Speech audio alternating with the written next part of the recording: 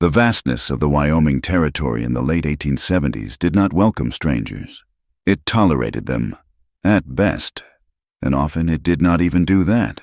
The land was a sprawling, undulating ocean of sagebrush and yellow grass, broken only by the jagged scars of dried riverbeds and the distant, saw-toothed spine of mountains that seemed to retreat further the longer one traveled toward them.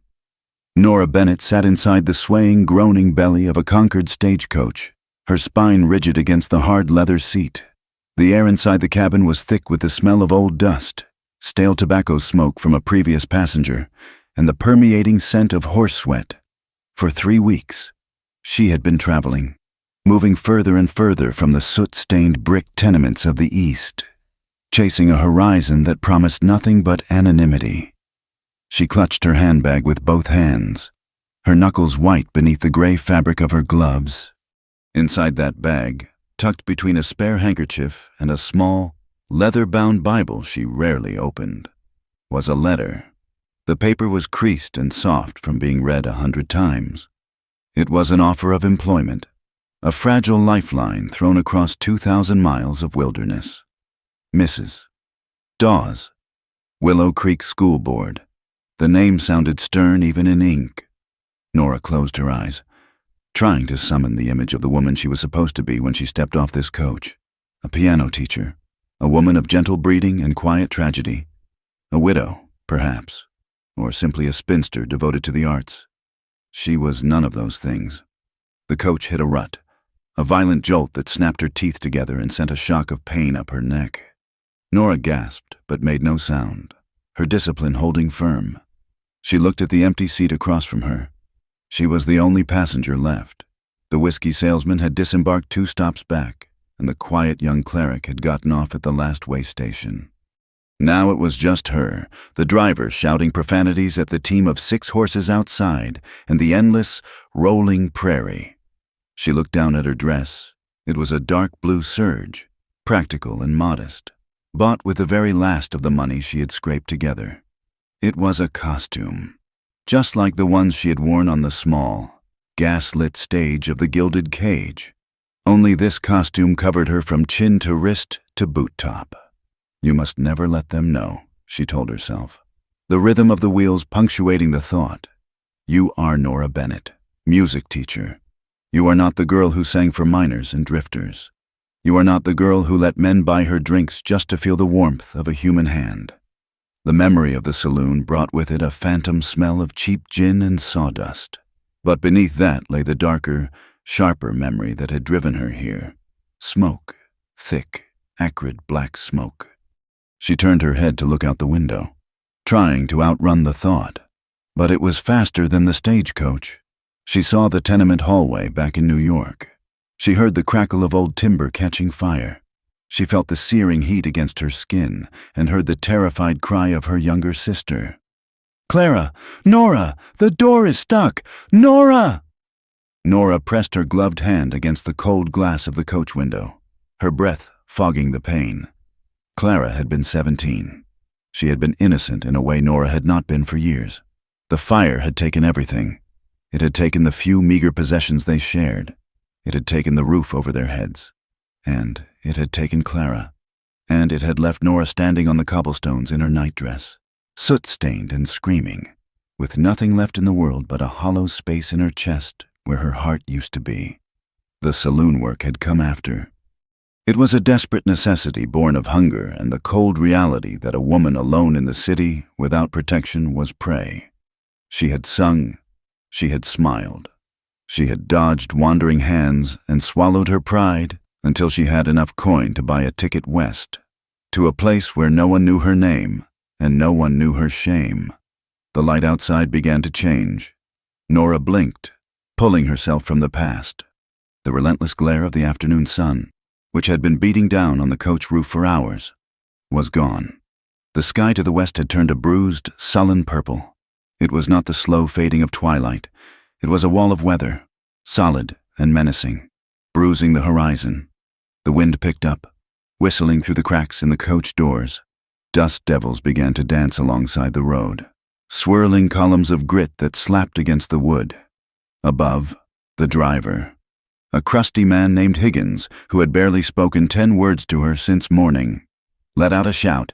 "Hiya! Get on there!" The coach picked up speed, rocking violently. Nora grabbed the leather strap hanging by the window to steady herself. The temperature dropped, plummeting 20 degrees in the span of 10 minutes. The air grew heavy, charged with the metallic tang of ozone. Then the rain hit. It did not start as a drizzle. It began as a deluge, a sudden, violent assault. Sheets of water slammed into the side of the coach with the force of thrown gravel. The world outside the window vanished, replaced by a gray, churning waterfall. The dust of the road turned instantly to grease, then to soup. The coach slewed sideways.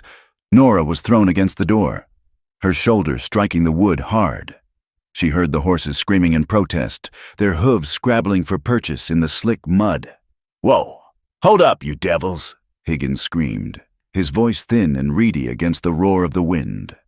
Thunder cracked, a sound like the earth itself splitting open. It was so loud Nora felt it vibrate in her teeth. A flash of lightning illuminated the landscape for a heartbeat, a stark, terrifying photograph of white light and black shadows, showing a deep, jagged gully running alongside the road, swelling rapidly with rushing brown water. The coach lurched again, this time sickeningly. The back wheel on the right side caught the edge of a washout. Nora felt the vehicle tip. Gravity seemed to suspend for a second, a breathless pause, and then the world tilted on its axis. With a grinding shriek of wood and iron, the stagecoach slid. Nora scrambled, trying to brace herself, but there was nothing to hold on to. The door on her side, the side now facing the ground, flew open as the latch gave way under the torque. She tumbled out. There was no grace in the fall. She struck the mud hard, rolling down the steep embankment. The cold shocked the air from her lungs. She slid uncontrollably, the heavy surge of her dress catching on rocks and roots, dragging her down into the darkness of the gully. She hit the water with a splash that was immediately swallowed by the roar of the storm. The water was freezing. Runoff from the high peaks mixed with hail and silt. It swirled around her waist, dragging at her heavy skirts, pulling her down.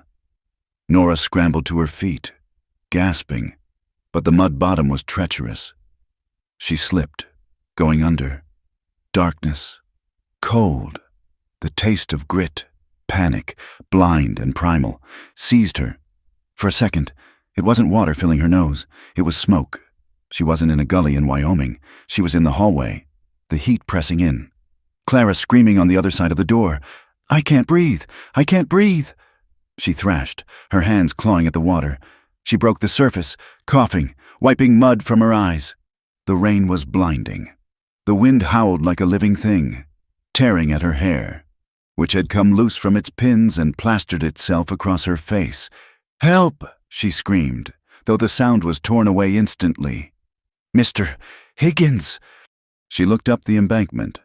The stagecoach was listing dangerously on the edge of the road, one wheel hanging in space. She couldn't see the driver. She was alone in the cut, the water rising with terrifying speed, churning around her knees, then her thighs. She tried to climb the bank, but the mud was like grease. Her boots found no purchase. She slid back, splashing into the rising torrent. She was going to die here. She had traveled 2,000 miles to escape hell, only to drown in a muddy ditch in the middle of nowhere.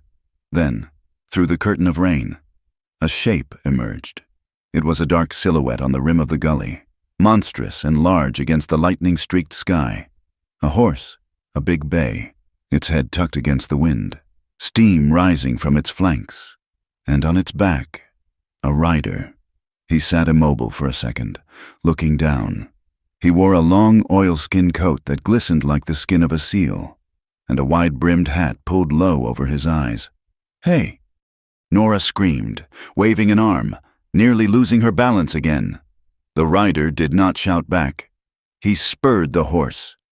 To Nora's horror, the animal lunged over the edge of the embankment, sliding down the mud in a controlled, terrifying descent. Hooves churned the earth. The rider leaned back in the saddle, his body moving in perfect synchronization with the beast. They hit the water with a massive splash, just yards from where Nora stood shivering. The horse danced sideways, fighting the current, but the rider held it steady with iron hands. He swung down from the saddle, splashing into the knee-deep water. He was tall, looming over her. The brim of his hat shed water in a constant stream. He moved toward her not with panic, but with a grim, efficient purpose. He didn't ask if she was hurt. He didn't introduce himself. He simply reached out and grabbed her by the upper arms, his grip bruisingly tight through her soaked sleeves. Nora was shaking so hard her teeth clattered together. The shock of the fall, the freezing water, and the sudden appearance of this silent giant overwhelmed her. As he yanked her upward, pulling her out of the sucking mud, her mind fractured under the strain of the absurdity of it all. She looked at him, water streaming down her face, her expensive dress ruined, her life in tatters, and she gasped out the first thought that came into her head. "You are getting me all wet." The words hung in the air between them, ridiculous and small against the roar of the storm. The man froze for a fraction of a second. He looked down at her. Rain dripped from his nose. His face was a landscape of rough stubble and weather-beaten skin. A pale, jagged scar ran along his jawline, disappearing into his collar. His eyes, dark and shadowed by his hat, stared at her with a mixture of confusion and disbelief. He grunted, a sound that was more vibration than speech. "Ma-am," he said, his voice a low rumble like distant thunder. "Look at yourself. You are already drowned." He didn't wait for a retort. He turned, dragging her with him toward the horse. "Put your foot in the stirrup," he ordered. Nora fumbled, her limbs heavy and unresponsive. He didn't have patience for it. He grabbed her by the waist, his hands large and calloused, and hoisted her up as if she weighed no more than a sack of grain. She scrambled onto the saddle, straddling it ungracefully. Her wet skirts bunched around her legs. He swung up behind her in one fluid motion. "Hold onto the horn," he said, his chest pressing against her back. He turned the horse toward the bank. With a shout and a kick, the animal surged upward. They scrambled up the slick mud, hooves tearing at the earth, until they crested the lip of the gully and were back on the road. The stagecoach was a wreck. The front axle had snapped. The horses were tangled in their traces, eyeing the storm with wild, rolling eyes.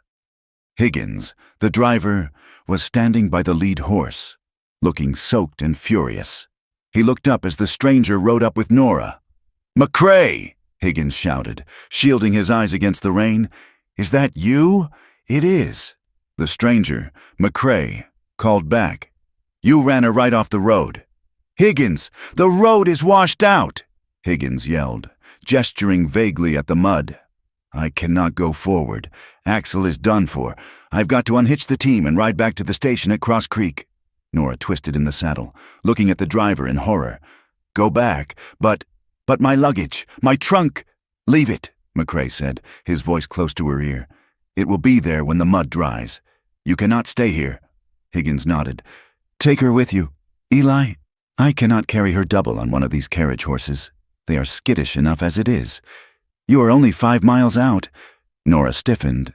5 miles? In this? With a stranger? I need to get to Willow Creek." She chattered, her voice trembling uncontrollably.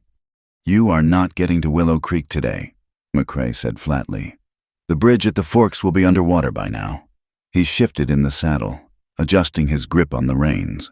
His arms came around her, forming a cage of warmth. "We are going to my place," he told her. "It is closer.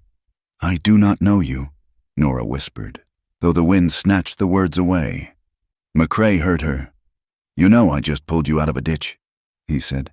"That is enough for now. Hold on." He turned the bay horse away from the road, plunging into the open, trackless prairie. The ride was a blur of misery and confusion. The rain did not let up. It came in waves, driven by a wind that seemed determined to peel the skin from their bones. The temperature dropped further as evening approached. Nora's wet clothes were like icy weights clinging to her skin. She began to shudder, deep, racking tremors that started in her core and shook her whole body. But there was heat behind her, Eli McCrae was a furnace. Pressed against him, Nora could feel the solid, unyielding strength of his chest. He rode with an easy competence, guiding the horse through washes and around stands of dripping sagebrush. He did not speak to her, did not offer empty comforts. He simply rode, his body shielding hers from the worst of the wind at her back. Nora found herself leaning back into him, her exhaustion overriding her propriety. She closed her eyes, listening to the squelch of hooves in mud and the steady rhythm of the horse's breathing. It was intimate, terrifyingly so. She could smell him, wet wool, leather, and the faint, musky scent of a man who worked with the earth. It was a scent far removed from the bay rum and stale cigars of the saloon patrons she was used to. It was raw. How far? She managed to ask after what felt like hours. Almost there, he rumbled. The landscape was bleak. Through the rain, she saw gullies carved by centuries of water, looking like open wounds in the gray light. Distant stands of pine trees on the hills looked like huddled groups of mourners. The sky was a low, oppressive ceiling of charcoal clouds. Finally, a shape emerged from the gloom. It was a ranch, though that word seemed too grand for what she saw. It was a collection of structures huddled in a shallow valley, as if trying to hide from the wind. There was a main house built of weathered logs and rough-cut lumber, a barn that leaned slightly to the west, and several corrals that were turning into mud pits. A dog barked, a sharp sound that cut through the rain. As they rode into the yard, the door of the main house flew open. Two figures rushed out onto the porch, heedless of the rain. One was an older man with a pronounced limp, holding a lantern that swung wildly in the wind. The other was a boy, no more than 14, lanky and wide-eyed. "Eli!" the boy shouted. "We thought you were caught at the crossing." McCrae pulled the horse up near the porch. He didn't wait for assistance. He swung his leg over the saddle horn and dropped to the ground, splashing in the mud. He reached up for Nora. "Come on," he said. She tried to dismount, but her legs were numb. She practically fell into his arms. For a moment, he held her entire weight, his hands gripping her waist firmly. She looked up at him, her face inches from his damp coat. His eyes were gray. She noticed for the first time the color of the storm clouds. "Get her inside. Gus," McCrae said to the older man, passing Nora toward the stairs as if she were a parcel. "She is frozen through." The older man, Gus, had a face like a dried apple, wrinkled and brown. He looked Nora up and down, taking in her sodden velvet hat, the mud streaked across her cheek, and the fine cut of her ruined dress. His eyes were sharp with curiosity. "Lord Almighty." "Eli," Gus muttered, ushering her up the steps. "What did you catch in the creek? A mermaid?" Nora stumbled onto the wooden porch, the roof overhead providing a sudden, shocking relief from the pounding rain. The boy, Tommy, stared at her with his mouth slightly open, a mixture of awe and suspicion on his face. I fell," Nora stammered, her teeth chattering so hard she could barely form words. "The stage, the wheel." "Inside," Gus commanded, "before the wind blows the door off the hinges." They ushered her into the main room of the farmhouse. The heat hit her like a physical blow. A large cast-iron stove stood in the center of the room, radiating a fierce, dry warmth. The air smelled of wood smoke, coffee, and bacon grease. It was a masculine space, sparse, utilitarian, cluttered with gear. A bridle hung on the wall. A rifle rested in the corner. There were no curtains on the windows, no rugs on the rough plank floor. Nora stood in the middle of the room, a puddle forming rapidly around her boots. She began to shake violently, the adrenaline fading, leaving only the bone-deep cold. Eli entered behind them, stomping mud from his boots. He took off his hat and slapped it against his leg, sending a spray of water across the floor. His hair was dark, plastered to his skull, revealing the sharp angles of his face. He looked at Nora, really looked at her. In the light of the kerosene lamp, he frowned. "She is blue," Eli said. "Gus, get the coffee. Tommy, put the horse up and rub him down good. He worked hard." The boy vanished out the door. Gus hobbled to the stove, pouring thick, black liquid into a tin cup. Eli walked past Nora into a side room. She heard the sound of drawers opening and closing. He returned a moment later, holding a bundle of gray fabric and a heavy wool blanket. "Here," he said, thrusting the items at her. Nora looked at the clothes. A flannel shirt, a pair of woolen trousers. I cannot," she whispered, clutching her muddy collar. "You can and you will," Eli said, his voice brooking no argument. "Unless you want to die of pneumonia before morning. There is a screen in the corner over there. Get those wet things off." He pointed to a folding screen in the corner of the room, behind which stood a washstand and a pitcher. Nora hesitated. The impropriety of it was staggering. She was in a strange man's house, miles from civilization, being told to undress. Eli seemed to sense her fear. He turned his back to her, facing the stove. He motioned for Gus to do the same. "We are not looking." "Miss," Eli said, his voice dropping an octave, sounding suddenly weary. "Just get warm."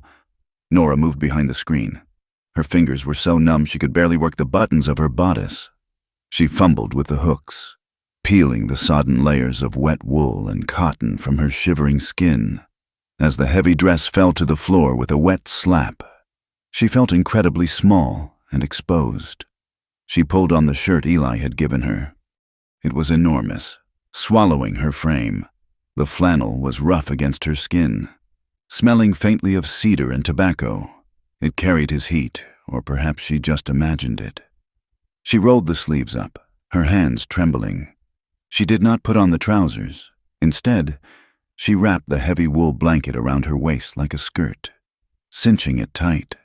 When she emerged, clutching the blanket around her shoulders, Eli turned. He had removed his oilskin coat.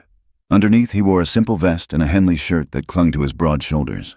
He looked her over, his expression unreadable. Better, he decided. Sit by the stove. He pulled a wooden chair close to the iron beast. Nora sat, leaning forward, extending her hands toward the heat. The pain of the blood returning to her fingers was excruciating, a sharp, prickly burning. Gus handed her the tin cup. "Drink. It is strong enough to float a horseshoe, but it will warm you." "Thank you," Nora whispered. She took a sip. It was bitter and scorching hot, but it felt like life itself flowing into her veins. "Who are you, then?" Gus asked, leaning against the table, his bad leg taken off the weight. "Not many folks swimming in the creek this time of year." "Nora Bennett," she said, her voice stronger now. "I am the new music teacher for Willow Creek, or I hope I am." Eli was watching her over the rim of his own cup. "A music teacher," he repeated slowly. "You are a long way from a piano." "Miss Bennett, I am from Boston." She lied smoothly, the old reflex kicking in. "Boston?" Gus whistled. "Fancy." Eli said nothing. He watched her hands, the way she held the cup. He looked at the pile of wet, muddy clothes in the corner, clothes that were perhaps a bit too fine for a simple teacher, a bit too velvet and lace. Nora saw his gaze and pulled the blanket tighter. She felt a sudden flash of defiance. Let him look. Let him wonder. He did not know her. He did not know about the smoky room at the Gilded Cage, or the way men looked at her when she stood on that stage. The wind howled outside, rattling the window frames in their sockets. The storm was intensifying. "You will take the spare room tonight," Eli said abruptly, setting his cup down. "It is off the kitchen. It has a latch on the inside." He emphasized the last part, his eyes locking with hers. It was a promise of safety. "Thank you, Mr. McCrae," she said. You saved my life." Eli looked uncomfortable with the gratitude. He rubbed the back of his neck, his hand brushing the scar on his jaw. Road was bad. He muttered, "Anyone would have done it." He stood up. "Gus, help her with the lamp. I'm going to check the stock one last time." He grabbed his wet coat and went back out into the raging dark. Later that night, Nora lay in the narrow bed in the spare room. The sheets were clean, but coarse. The room smelled of dried herbs and dust. She had latched the door, just as Eli had said. Outside, the storm battered the house. Thunder rolled across the prairie, a constant, low-level growl. The wind screamed around the eaves, sounding like voices. like the cries of lost things. She lay awake, staring at the ceiling. She could hear movement in the main room, the heavy tread of boots, Eli's boots, the murmur of Gus's voice, then the click of the lantern being extinguished. Silence settled over the house, save for the storm. Nora brought her hand up to her face, smelling the sleeve of the flannel shirt she still wore. It smelled of this place, wild, rough, and enduring. She thought of the stagecoach lying on its side in the mud.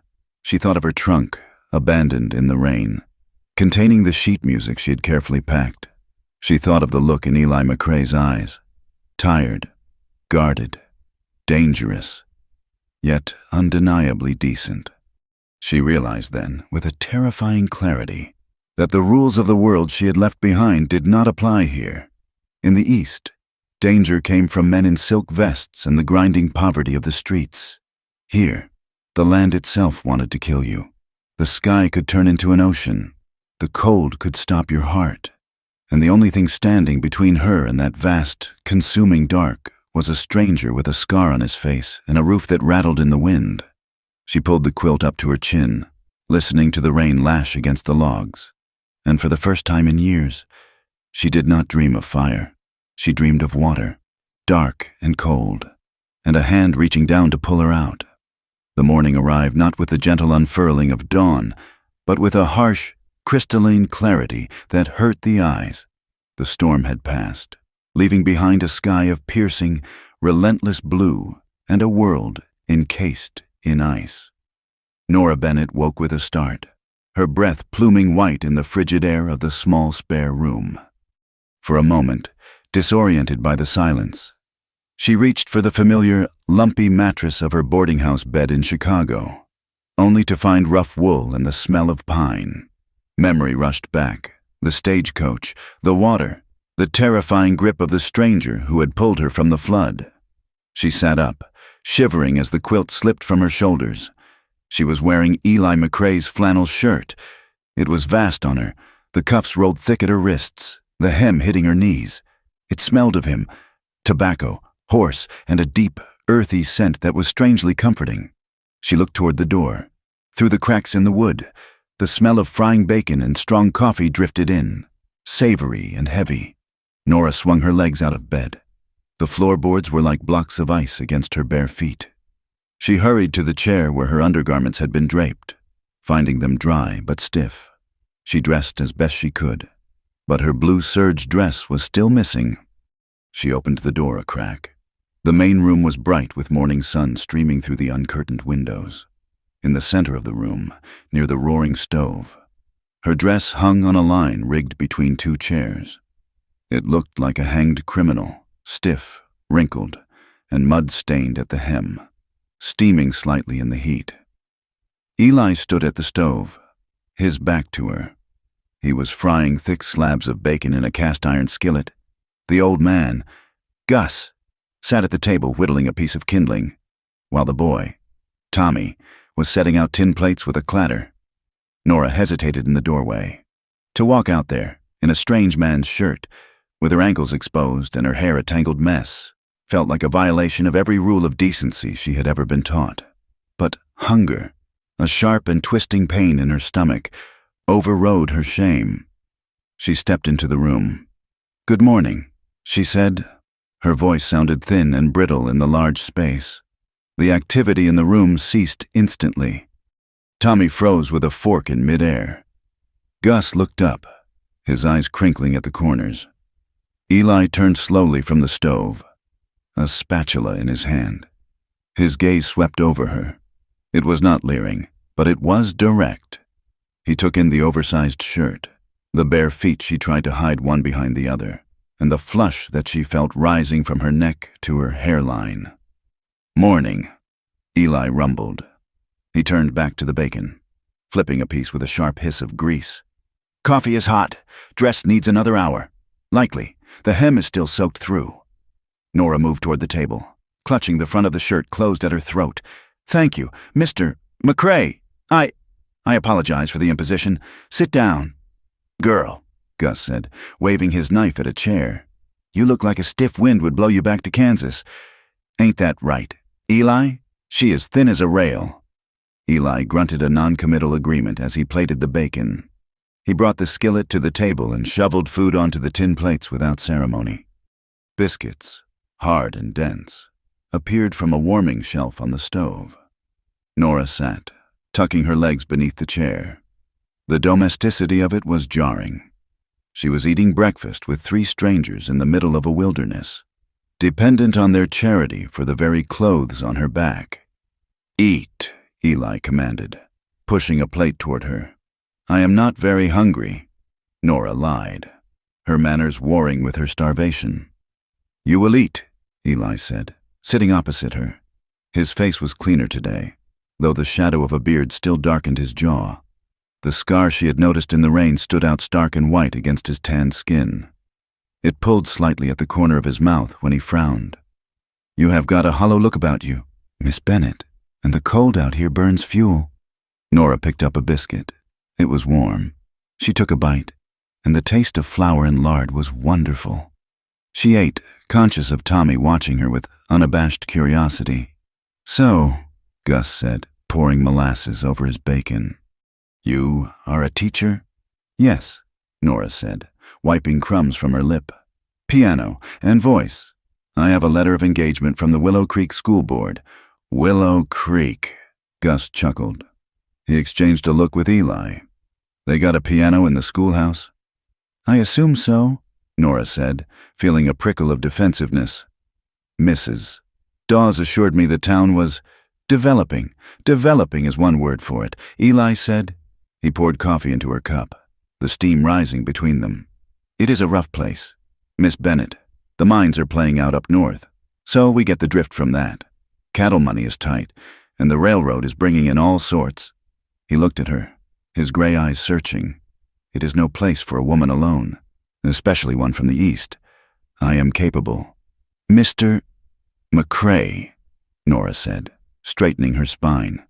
"I have survived difficult circumstances before." Eli's eyes narrowed slightly, perhaps catching the edge in her voice, the hint of steel beneath the velvet manners. He did not press her. "The roads are soup," he said, changing the subject. "The creek is over its banks. You will not be getting to town today. Maybe not tomorrow, but I must," Nora said, panic fluttering in her chest. "If I am late, Mrs. Dawes is expecting me." "Then Mrs.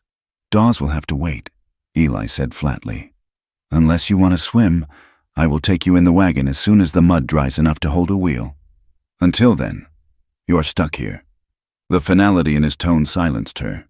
She looked out the window. The world was a blinding white and brown expanse. She was trapped. The days that followed were a test of patience and endurance, unlike anything Nora had known. The mud did not dry. The temperature hovered near freezing, locking the moisture into a slushy, impassable mire. Nora, determined not to be a burden, insisted on helping. "I cannot simply sit by the fire while you work," she told Eli on the second morning, having finally reclaimed her dry, albeit wrinkled, blue dress. Eli had looked at her doubtfully. "Suit yourself, but do not get in the way." She learned quickly that ranch work was a brutal, unending assault on the body. There was no romance in it. It was hauling water from the pump until her shoulders screamed. It was chopping kindling until blisters formed on her palms, broke, and formed again. She tried to milk the cow. A sullen Jersey with a mean streak, the animal kicked the bucket over 3 times, soaking Nora's hem with milk. Tommy laughed until he fell off his milking stool, but Nora just set her jaw, wiped her face, and sat back down. By the end of the hour, she had half a bucket. Eli walked by, paused, looked at the milk, and gave a single, short nod before moving on. It was a victory. The washing was worse. With 4 people, the laundry piled up.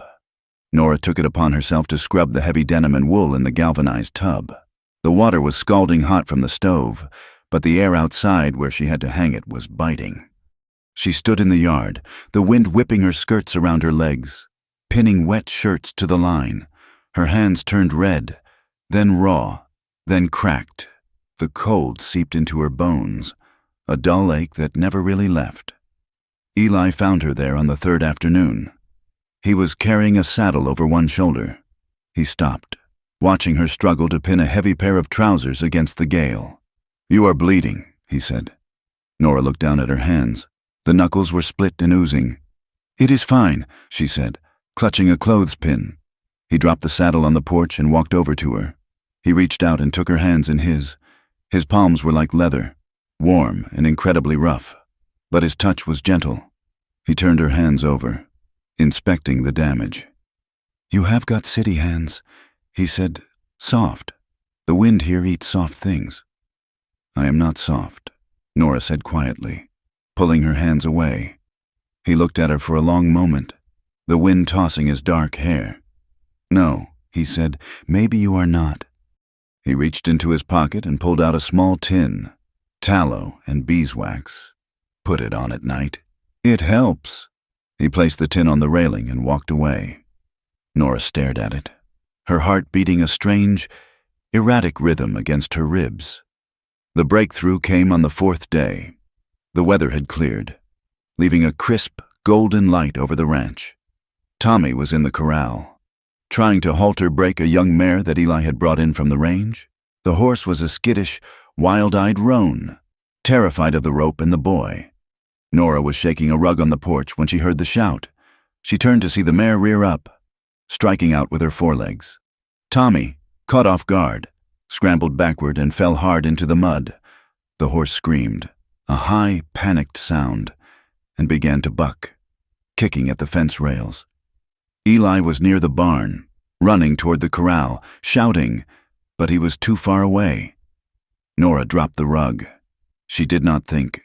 She hitched up her skirts and ran. She reached the corral fence just as Tommy scrambled to safety under the bottom rail. The mare was backed into a corner, heaving, eyes rolling white, trembling with terror. Eli reached the gate, breathless. He grabbed a lariat. "I will snub her down," he growled. "No!" Nora cried out. She climbed through the rails before he could stop her. Eli froze. "Miss Bennett, get out of there. She will kill you." Nora ignored him. She walked slowly toward the mare. She did not look the horse in the eye. She kept her body turned slightly away, her posture non-threatening. "Shh," she hummed, a low, melodic sound. "Easy now." "You are all right," the mare snorted, stomping a hoof, but she did not charge. Nora kept moving, slow, steady steps. She began to sing. It was not a song with words, just a gentle, rhythmic melody she had used 100 times in the tenements to soothe crying babies when their mothers were working. Her voice was clear and steady, cutting through the tension in the air. The mare's ears flickered. The wild rolling of her eyes slowed. "There is nothing to hurt you here," Nora murmured, extending a hand slowly. "Just fear. That is all it is. Just fear." She reached the horse. The animal flinched, skin shivering, but Nora did not pull back. She laid her hand on the mare's neck, her touch feather-light. She continued to hum, scratching the spot just behind the ears. The mare let out a long, shuddering breath and lowered her head. Nora leaned her forehead against the horse's neck, whispering soft nonsense. Silence hung over the corral. Nora looked up to see Eli standing by the gate. The lariat hung loose in his hand. He was staring at her with an expression she had not seen before. The wariness was gone, replaced by a stunned, grudging respect. "Where did you learn to do that?" he asked, his voice quiet. Nora stroked the velvet nose of the horse.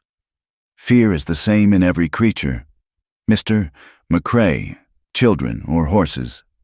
They just need to know they are not alone." Eli watched her for a moment longer, then nodded. He coiled the rope. "Tommy," he barked, though his voice lacked its usual bite. "Go check the water trough." As Nora climbed back through the fence, Eli offered her a hand. She took it. His grip was firm, lingering for a fraction of a second longer than necessary. "You have a way with broken things," he said. Nora looked at him, thinking of her own shattered life. It takes one to know one, I suppose. That evening, the cold descended with a vengeance. The wind died down, leaving a stillness that felt heavy and expectant. Inside the ranch house, The fire was the center of the world.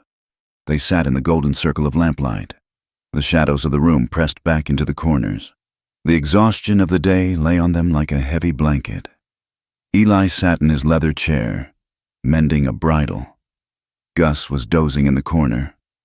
Nora sat on a low stool near the stove, staring into the flames. "Play something," Eli said suddenly. Nora looked up. "Pardon?" Eli gestured with his chin toward the wall where an old guitar hung by a faded red ribbon. "You said you teach music. That thing has not been played in years. Probably sounds like a stepped-on cat, but I would like to hear something other than the wind." Nora hesitated. She had not played since the Gilded Cage. The thought of performing brought a sudden nausea, a flash of stale beer and hungry eyes. But this was different. This was just a man, a boy, and an old ranch hand. She stood and took the guitar down. The wood was dry and scratched, the strings old. She sat back down and tuned it, her ear finding the intervals easily despite the instrument's stubbornness. She strummed a chord. It was rich and mournful. She began to play Hard Times Come Again No More. It was a simple song, a plea for mercy against the harshness of the world. Let us pause in life's pleasures and count its many tears, while we all sup sorrow with the poor. Her voice filled the room. It was a contralto, smoky and deep, shaped by years of training but roughened by life. It was a voice that held secrets. As she sang, she closed her eyes.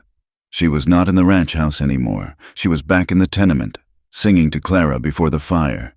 Then she was in the saloon, singing to men who did not listen, men who only watched her lips and her throat. The memory was a physical weight.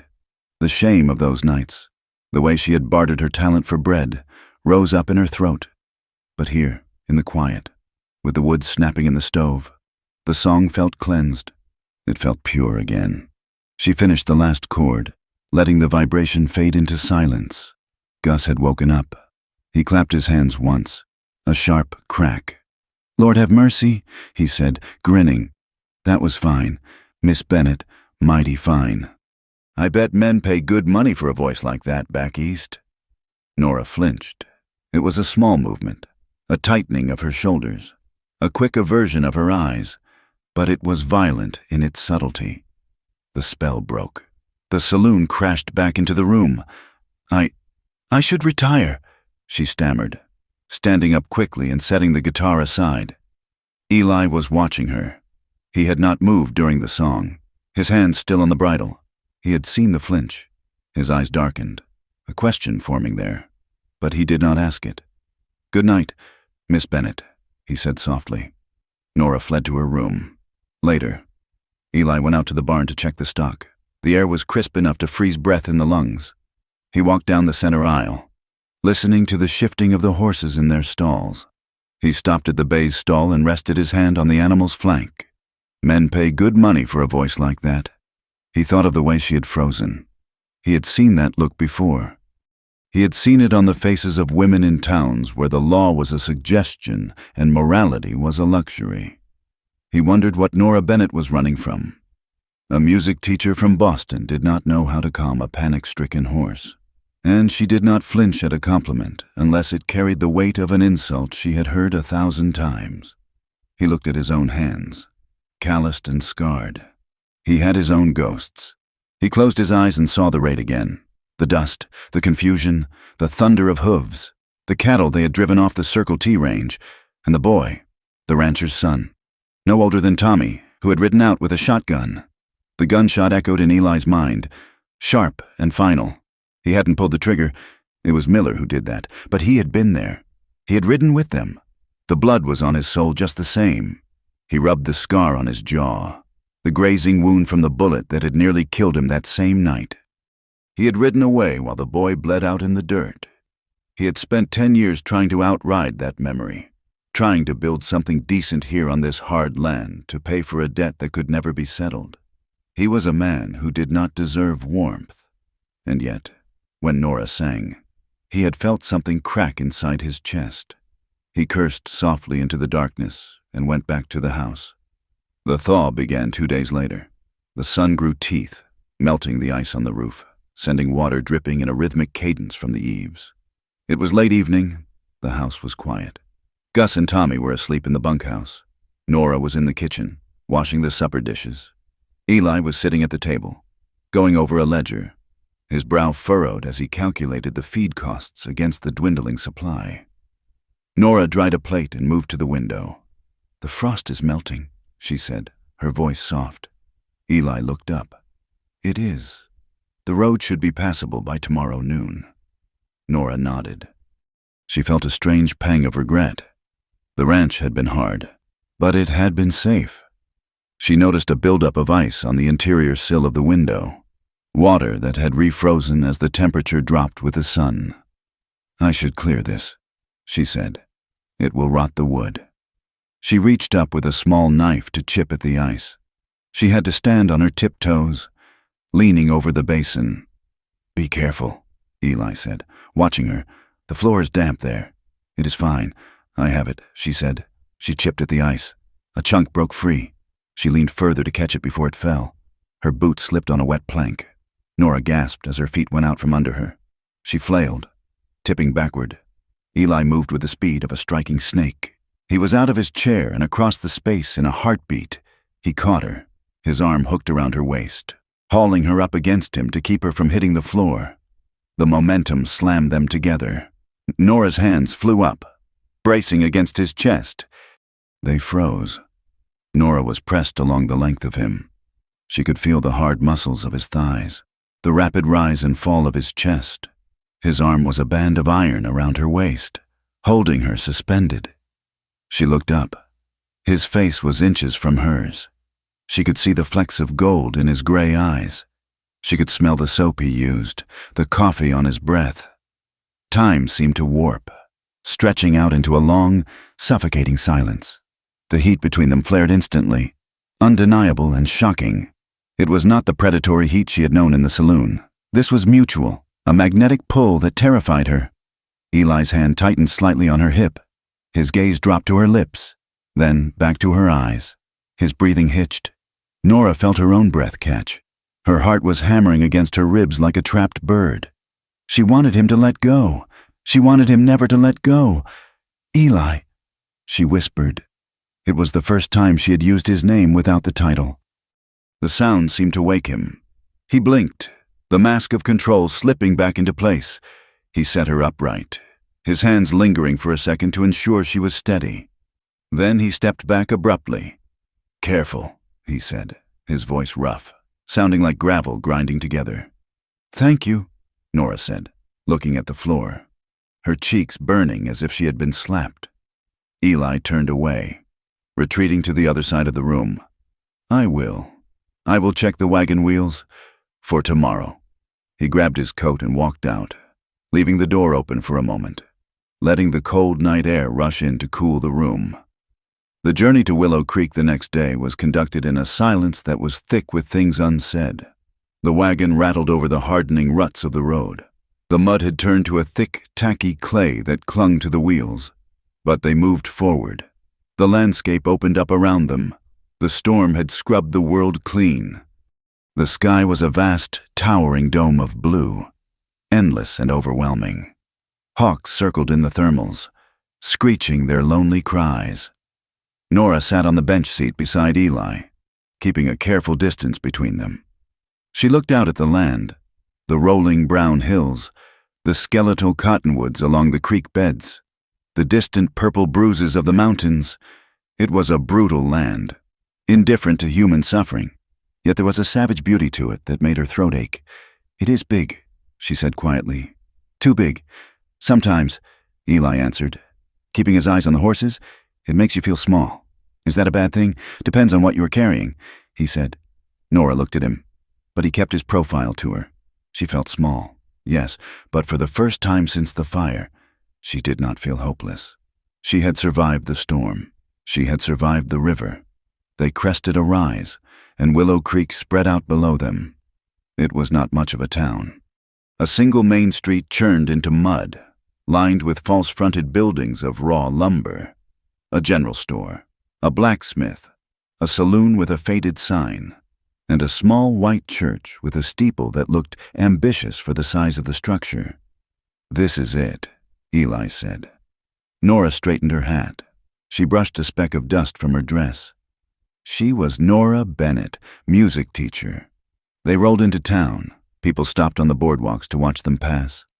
Nora felt the weight of their eyes. She sat straighter, lifting her chin. Eli pulled the wagon up in front of a small house near the church. A sign painted neatly on a board read, "School." 2 women were standing on the porch. One was tall and severe, wearing a dress of black bombazine that seemed to absorb the light. Her lips were pinched into a tight line. The other was rounder, softer, but her eyes held a guarded suspicion. Eli set the brake and hopped down. He walked around to help Nora, offering his hand. She took it, feeling the calluses again. "Good luck," he murmured, so low only she could hear. Nora stepped down into the mud. She walked toward the porch, Eli trailing a step behind her like a bodyguard. "Mrs. Dawes?" Nora asked, forcing a smile. "I am Nora Bennett." The tall woman did not smile back. She looked Nora up and down. She looked at the mud on the hem of the blue dress. She looked at the way Nora's hair, though pinned, had a wind-blown looseness to it. And she looked at Eli McCrae standing behind her. "You are late, Miss Bennett." "Mrs." Dawes said. Her voice was like dry leaves skittering on pavement. "The storm," Nora explained. "The road was washed out. Mr. McCrae was kind enough to offer me shelter." "Mrs." Dawes' eyes flicked to Eli, then back to Nora. A distinct chill settled over the conversation. "Shelter, Mrs." Dawes repeated. "For 3 days, the roads were impassable," Eli said, his voice hard. "Mrs." Dawes sniffed. The other woman, the pastor's wife, leaned in and whispered something to her companion. "We expected you on the stage." "Miss Bennett, Mrs." Dawes said. "Willow Creek is a God-fearing community. We value modesty and propriety." Nora felt the cold seep back into her blood. It was not the cold of the wind. It was the cold of judgment. She recognized the look in Mrs. Dawes' eyes. It was a look that sensed a crack in the armor, a look that smelled a history she tried to hide. "I assure you, Mrs. Dawes," Nora said, her voice trembling slightly. "My conduct was nothing but proper. I am here to teach music. Mrs." Dawes folded her hands in front of her. "We shall see," she said. "The position is probationary. We will discuss your lodging. You cannot stay at the hotel. It is not suitable." Nora stood in the muddy street, the hope she had felt on the ridge evaporating. She felt the heavy, suffocating blanket of small-town morality descending on her. Eli stepped forward, his shadow falling over Nora. "She is a good teacher," he said, staring Mrs. Dawes down. "She can handle a wild horse. I reckon she can handle your children." "Mrs." Dawes bristled. "We shall see. Mr. McCrae, good day." She turned and marched into the schoolhouse, the pastor's wife following, leaving Nora and Eli standing in the mud. Nora looked at the closed door, then back at Eli. "Welcome to Willow Creek," he said grimly. Nora took a deep breath. She had survived the fire. She had survived the flood. She would survive Mrs. Dawes. "Thank you, Eli," she said, "for everything." Eli touched the brim of his hat.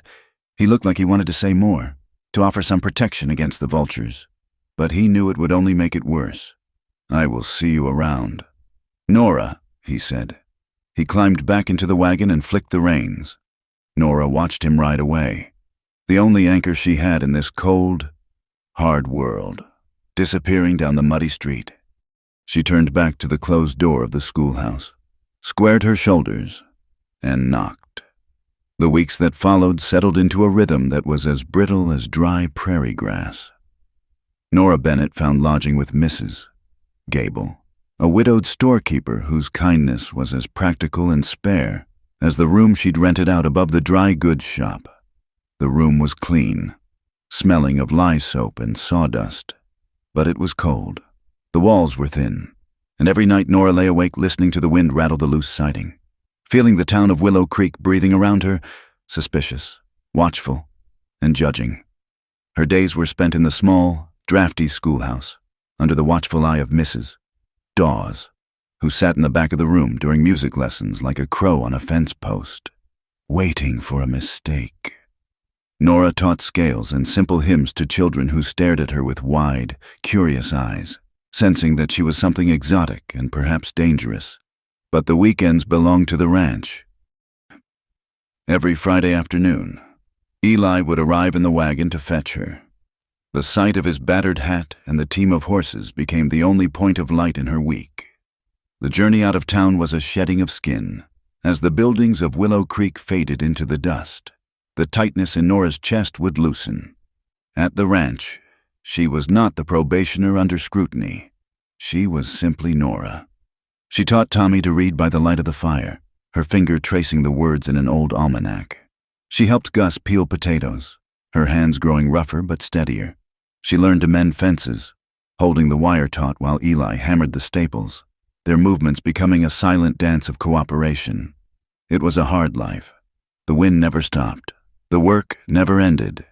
But in the evenings, when the wind howled outside and the stove glowed red, there was an honesty to it that the town lacked. Here, she was judged by how well she worked, not by where she had come from, or so she hoped. The trouble began on a Tuesday. Nora was walking down the boardwalk toward the mercantile to buy thread when she noticed the silence. It was a subtle shift. Two women standing outside the milliner's shop stopped talking as she approached, tracking her with eyes that were hard and bright. A group of men loitering near the livery stable fell quiet, then burst into low, gritty laughter as she passed. She kept her head high, clutching her shawl, but her heart began to hammer a frantic rhythm against her ribs. She entered the store. Mrs. Gable was behind the counter, looking pale and tight-lipped. Mrs. Gable, Nora said, forcing a smile. I need a spool of blue thread. The widow did not smile back. She reached under the counter and slapped a piece of paper onto the wood. It was a broadsheet, wrinkled and stained with coffee rings, clearly discarded by a traveler passing through on the stagecoach. It was old, printed on cheap yellow paper. The ink was faded, but the image was clear enough. It was a woodcut sketch of a woman in a low-cut gown, standing by a piano, head thrown back in song. The headline read, "The Nightingale of the West. Live at the Gilded Cage. Come hear the sirens sing." The likeness was crude, but the eyes were unmistakable. Mrs. Gable tapped the paper with a bony finger. "A drummer from Kansas City left this at the saloon," she said, her voice shaking with righteous indignation. "He said he saw you perform. He said you were the main attraction." Nora stared at the paper. It felt like looking at a ghost. Shame, hot and prickly, flooded her veins. "It was a job. Mrs. Gable," Nora whispered. "I had nothing. I had to eat. Mrs. Gable snatched the paper back. "We are decent people here. Miss Bennett, we do not hold with theatrical women." Nora left the store without the thread. As she walked back to the schoolhouse, the whispers seemed to rise from the dust itself. Songbird, siren, fallen. The words were not spoken aloud, but they hung in the air, heavy and suffocating. Eli heard it 3 days later. He had come into town for supplies, flour, coffee, and a box of nails for the barn roof. He tied the team in front of the general store and headed for the saloon to wash the dust from his throat before the long ride back. The saloon was dim and smelled of stale beer and unwashed bodies. Eli ordered a whiskey and stood at the bar, his back to the room. He heard the name Bennett drift through the smoke.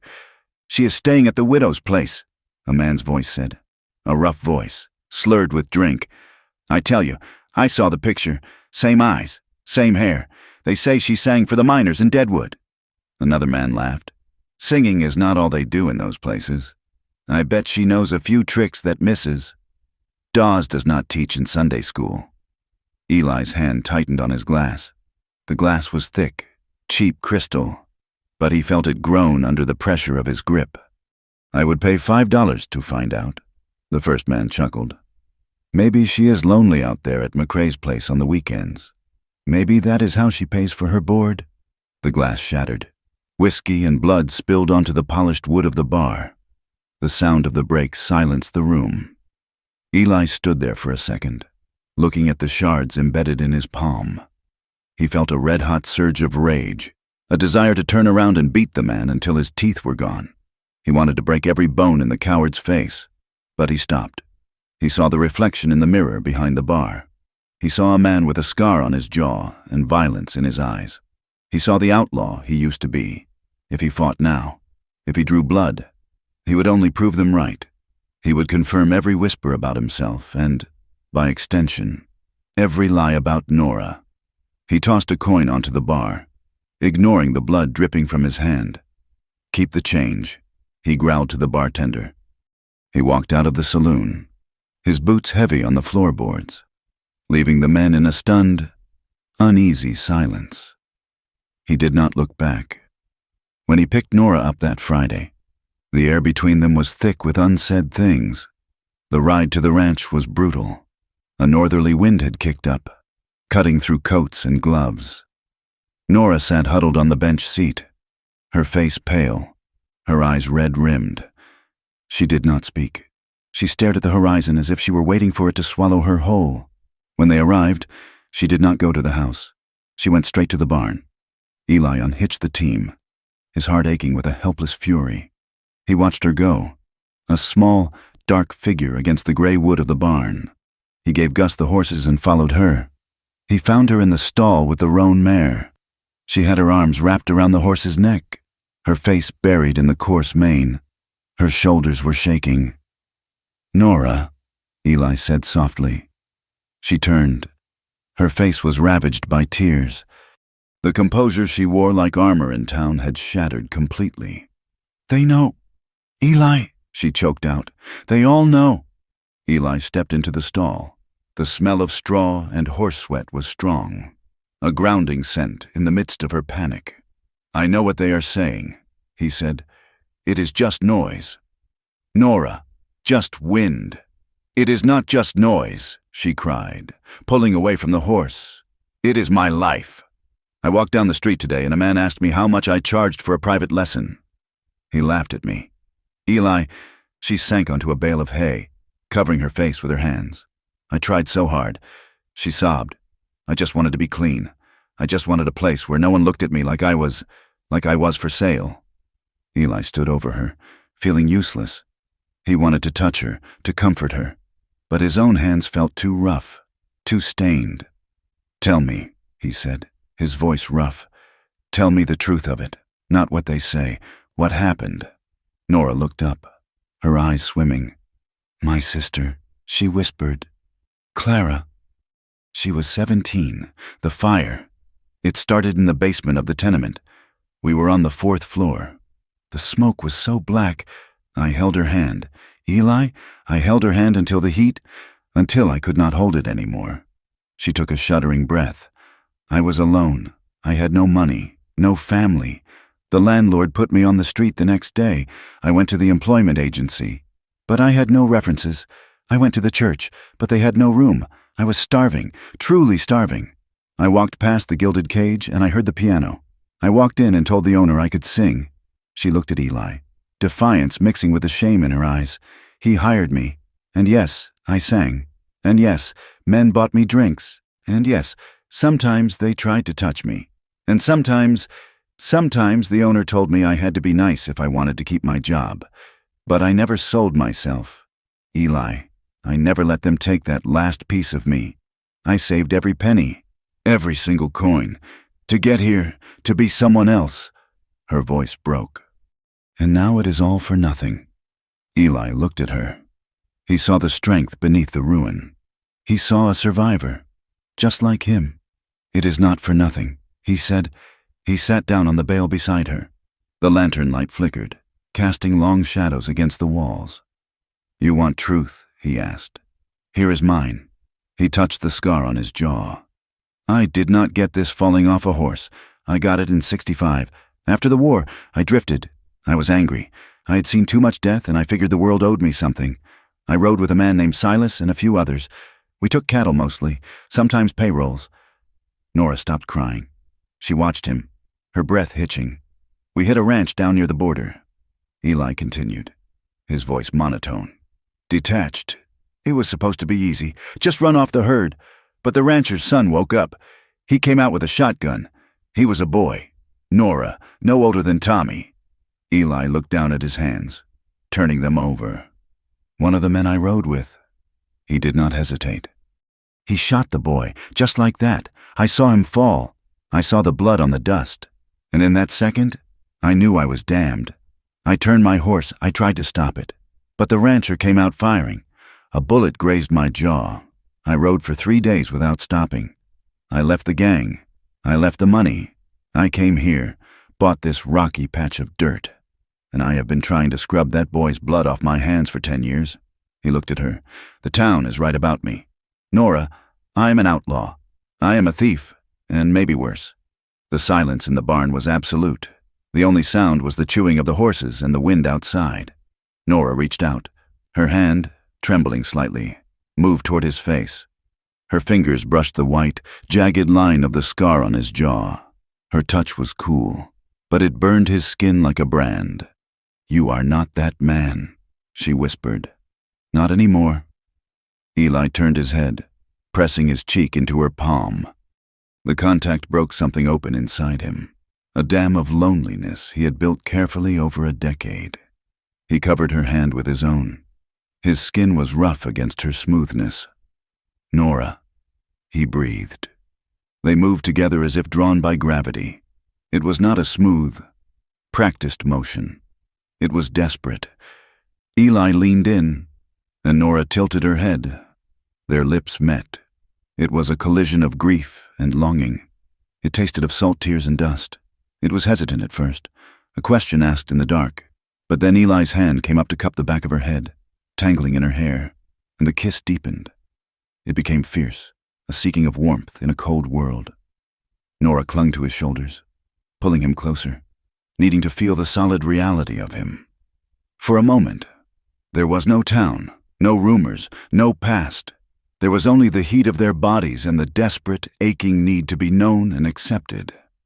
Then, the memory of the saloon crashed into Nora's mind, the feeling of hands grabbing at her dress, the transactional nature of a man's touch. She pulled back with a sharp gasp. "No," she whispered, panic flaring in her eyes. I cannot." She scrambled up from the hay bale, backing away until she hit the stall door. Her chest was heaving. "I am sorry," she stammered. "I am so sorry. I should not have. I cannot do this. It ruins everything." Eli stood up slowly. The loss of her warmth was a physical blow. He saw the fear in her eyes, and his own demons rose up to meet it. He had touched her, and he had frightened her. He was the brute the town thought he was. "You are right," he said, his voice flat and hard, closing the door on the emotion he had just let out. "You are right. I had no right." He stepped back, putting distance between them. The air, which had been electric a moment before, was now charged with a jagged, uncomfortable tension. "Go inside. Nora," he said. "It is cold. Yes." She turned and fled the barn, leaving Eli alone with the horses and the ghosts of the past that refused to stay buried. The following weeks were a torture of politeness. They treated each other like strangers who shared a table. Nora continued her lessons with Tommy, but she avoided Eli's gaze. Eli worked himself to exhaustion, staying out on the range until long after dark, coming in only to eat and sleep. But the world outside did not pause for their discomfort. A new stagecoach arrived in Willow Creek, and with it came a man who walked as if he owned the pavement he stepped on. Silas Kincaid was a man of the New West. He wore a suit of fine broadcloth, a silk vest, and a hat that cost more than a month of Eli's wages. He had a smile that showed too many teeth and eyes that looked like polished flint. He introduced himself as a land agent for the railroad, a representative of progress. He bought drinks for the men in the saloon. He tipped his hat to the ladies. He spoke of the future, of tracks laying down gold across the valley. But when Nora saw him, her blood turned to ice. She was coming out of the schoolhouse on a Wednesday afternoon. Kincaid was standing across the street, talking to the banker. He looked up, his gaze sweeping over her with a casual indifference that suddenly sharpened into recognition. His smile widened. It was slow, predatory, and terrified her more than any shout could have. He crossed the street, his boots crunching in the drying mud. "Miss Bennett," he said, his voice smooth as oil. "Or do you go by another name these days?" Nora clutched her books to her chest. "Mr. Kincaid." "I was surprised to hear a familiar voice in this dusty little hamlet," he said, leaning on his cane. "The last time I saw you, you were wearing significantly less. And singing The Rose of Tralee. I am a teacher now," Nora said, her voice shaking. "Of course you are," Kincaid chuckled. "A teacher? How charming. And does the school board know about your previous employment? Or about the debts you left behind in St. Louis?" "I owe you nothing," Nora said. Kincaid's face hardened. His charm evaporated, revealing the shark beneath.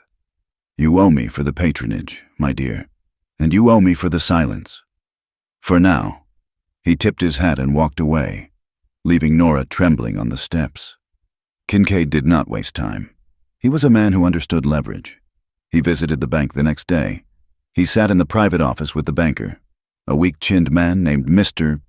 Abernathy, and laid out a stack of currency that smelled of fresh ink. By noon, Kincaid owned the notes on 3 local ranches.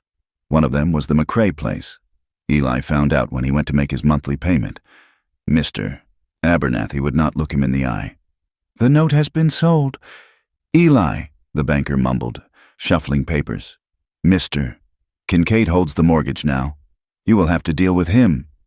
Eli walked out of the bank, his stomach churning with a cold dread. He knew Kincaid, not as a land agent, but as the man he had ridden with 10 years ago. Silas Kincaid was the man who had ordered the raid. Silas Kincaid was the man who had laughed when the boy died. Eli found him in the hotel dining room, eating a steak. "Silas," Eli said, standing by the table. Kincaid looked up, dabbing his mouth with a napkin. "Eli, I wondered when you would show up. You look weathered. The ranching life must be hard on the Constitution." "What do you want, Silas?" Eli asked, keeping his hands away from his hips. "I want what is best for the railroad." Kincaid smiled. "And the railroad needs land. Your land. Specifically, the grade through your valley is perfect for the new spur." "I am not selling," Eli said.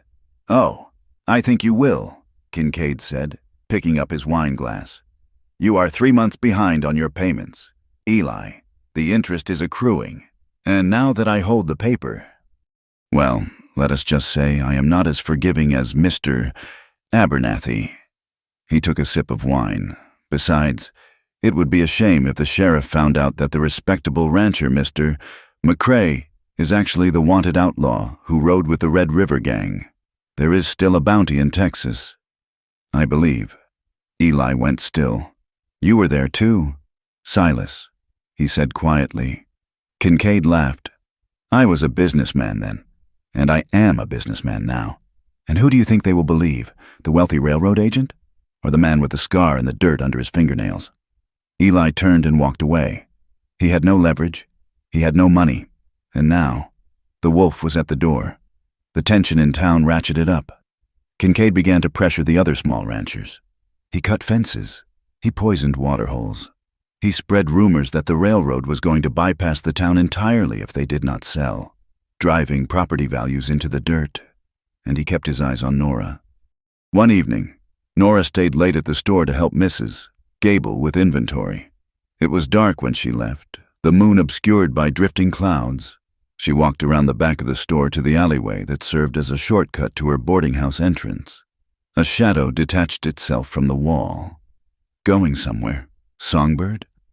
Nora gasped, dropping her basket. Kincaid stepped into the dim light.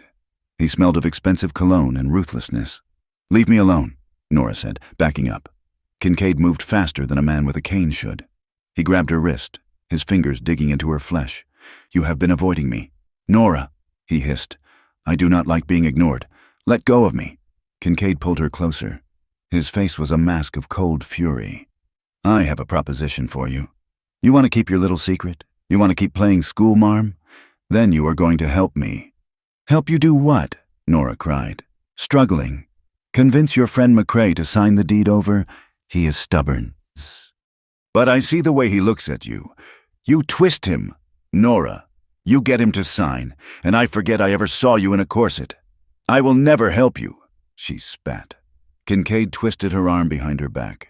She cried out in pain. You will, he whispered, or I will tell every pious hypocrite in this town exactly what you cost for an hour. And then I will tell them about your sister, how you let her burn. Nora stopped struggling. The cruelty of it took her breath away. That is enough. The voice came from the end of the alley. It was a roar. Eli stood there. He had been coming to check on Nora, uneasy about Kincaid's presence in town. He saw Kincaid holding her. He saw the fear on her face. Something snapped in Eli. The restraint he had shown in the saloon, the caution he had lived with for 10 years, it all evaporated. He did not walk. He charged. Kincaid shoved Nora aside, sending her stumbling into the dirt.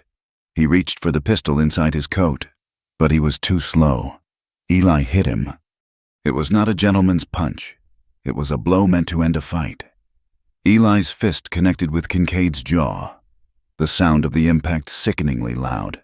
Kincaid went down hard, his cane clattering away. Eli stood over him, chest heaving, fists clenched. Touch her again, Eli snarled, his voice trembling with a terrifying rage. And I will kill you. I do not care about the law. I do not care about the past. I will put you in the ground. Kincaid scrambled back, wiping blood from his lip. He looked at Eli, and for the first time, there was fear in his eyes. He saw the killer he remembered from the war. You are making a mistake. McCrae, Kincaid spat, scrambling to his feet. You just assaulted a railroad agent. You are finished. Both of you. He retrieved his hat and backed away, disappearing into the darkness of the main street. Eli turned to Nora. She was sitting in the dust, clutching her wrist. He dropped to his knees beside her. The rage vanished, replaced by a frantic worry. Did he hurt you? Eli asked, his hands hovering over her but afraid to touch. Nora looked at him. She saw the violence he was capable of, but she also saw that it was born of a desperate need to protect her. He knows. Eli, she whispered. He knows everything. Eli reached out and gently took her uninjured hand. Let him know, he said. Let him tell the whole world. I am done hiding, Nora, and I am done letting men like him win. He helped her up. They stood in the dark alley, the threat of Kincaid hanging over them like a blade. But for the first time since the barn, they were standing together. Come on, Eli said, his voice steady. I am taking you home, to the ranch. You are not safe here. Nora did not argue. She let him lead her to the wagon, leaving the town and its judgment behind, heading back into the storm that was gathering on the horizon. The winter of 1879 descended upon the Wyoming Territory like a judgment from the Old Testament. It was not merely a season, it was a siege. The temperature plummeted until the mercury in the thermometer outside the general store simply ceased to register. Huddling in the bulb as if terrified to ascend, the wind, which had always been a constant companion, turned into a razor, stripping the warmth from anything living within minutes of exposure. At the McCrae Ranch, the world had shrunk to the distance between the house and the barn. The horizon, once a promise of freedom, was now a blinding white void that erased the distinction between earth and sky. Eli spent his days in a brutal war against the elements. The cattle were dying. They huddled in the lees of the hills, their breath freezing on their muzzles, their ribs showing through thick winter coats as the grass remained buried under 3 feet of drift. Every morning, Eli and Tommy would ride out, breaking ice on the creek with sledgehammers, the sound cracking through the silent air like gunshots. The feed was running low. The price of hay in town had tripled as supply wagons failed to make the pass. And Eli knew, with a sinking stone in his gut, that Silas Kincaid was behind the scarcity. Kincaid was squeezing the county, buying up grain and holding it, waiting for the ranchers to starve out or sell out. Inside the ranch house, the mood was tense but defiant. Nora had moved her few belongings back from Mrs. Gable's room in town. The decision had been made in a flurry of quiet anger after Mrs. Dawes had publicly dismissed her from the schoolhouse steps. claiming that parents were concerned about the moral influence of a woman with such a clouded history. Nora had stood tall, clutching her carpetbag, and told the woman, "I would rather freeze in an honest man's house than sit warm in a hypocrite's parlor." But the town did not let her go quietly. The gossip had turned vicious. Pastor Whitfield devoted an entire Sunday sermon to the sanctity of the hearth and the dangers of the Jezebel spirit, never naming Nora but looking directly at the empty pew where she usually sat. When Nora walked into the mercantile for flour, mothers pulled their children behind their skirts, whispering behind gloved hands. Nora bore it with a rigid dignity, but Eli saw the toll it took. He saw it in the way she stared into the fire at night, her fingers tracing the patterns on the arm of the chair. He saw it in the way she flinched when the wind howled, as if the voices of the town were carried on the gale. Yet, in this isolation, something fragile and beautiful began to take root between them. The nights were long. To save oil, they lit only one lamp, sitting close to the wood stove as the house popped and groaned under the freezing temperatures. Gus would retire early to the bunkhouse, claiming the snoring of the wind helped him sleep, and Tommy would bury himself under a mountain of quilts in the loft, leaving Nora and Eli alone in the gold-tinted dark. They talked. At first, it was about the ranch, the cattle, the feed, the ice. But slowly, the conversations drifted to places they had kept guarded. "I always wanted a piano of my own," Nora said one night, her voice low. "Not a saloon piano with cigarette burns on the keys. A real one. Mahogany. I used to imagine having a room with a big window, and children coming in for lessons, not because they had to, but because they wanted to hear the music." Eli looked at her from his chair. He was whittling a replacement handle for an axe, the shavings curling onto the floor. "You would be a good teacher," he said. "You are patient, even with that mule-headed mare. I do not know if I will ever get the chance again," she answered, pulling her shawl tighter. "Mrs. Dawes has a long memory." "Towns change," Eli said. "People forget, or they find something new to hate. If we can hold on to this land. Nora, if we can just get through the winter, maybe we could build that room, right here." Nora looked up at him, surprise softening her face. "You would want that? A school here?" "I would want whatever keeps you here," Eli said, the words slipping out before he could weigh them. The silence that followed was heavy, but it was not awkward. It was charged with a terrifying hope. That night, the wind shifted, coming down from the north with a banshee scream. Nora went to bed in the spare room, burying herself under the heavy wool blankets. But sleep was a fitful, dangerous thing. She was back in New York, the smell of cabbage and old damp wood. Then, the smell of smoke. The heat was rising through the floorboards. She was running down the hallway, the wallpaper peeling and curling from the heat. She pounded on the door. "Clara, Clara, open the door!" But the handle was red hot. The flames roared like a living beast, consuming the air, consuming the scream in her throat. "Nora!" The voice cut through the smoke. "Nora! Wake up!" she gasped, sitting bolt upright, her heart hammering against her ribs like a trapped bird. She was blind in the darkness, flailing, fighting off the phantom flames. Strong hands grabbed her shoulders. "It is a dream." Eli's voice was rough with sleep, but steady. "You are safe. You are at the ranch." Nora blinked, the reality of the freezing room crashing in on her. She was shivering violently, her nightgown soaked with cold sweat. Eli was sitting on the edge of her bed, illuminated only by the faint gray light of the snow outside the window. He was wearing his long underwear, his hair tousled, his face etched with concern. I could not get to her," Nora sobbed, the horror still clinging to her. "The door was stuck. I left her there." Eli pulled her into his arms. He did not hesitate. He wrapped her in his strength, rocking her gently as she wept into his chest. "You were a child," he murmured, his hand stroking her hair. "You survived. That is not a sin. Nora, survival is not a sin. I am so afraid," she whispered against his neck. "Not just of the fire, of all of it. Kincaid, the town. I feel like I'm trapped in a burning house again, and there is no way out." "You are not trapped," Eli said fiercely. "I am here. I am not going to let the fire touch you. Do you hear me? I will burn the whole world down before I let them hurt you." The intensity of his voice shifted something in the room. The comfort turned into something else.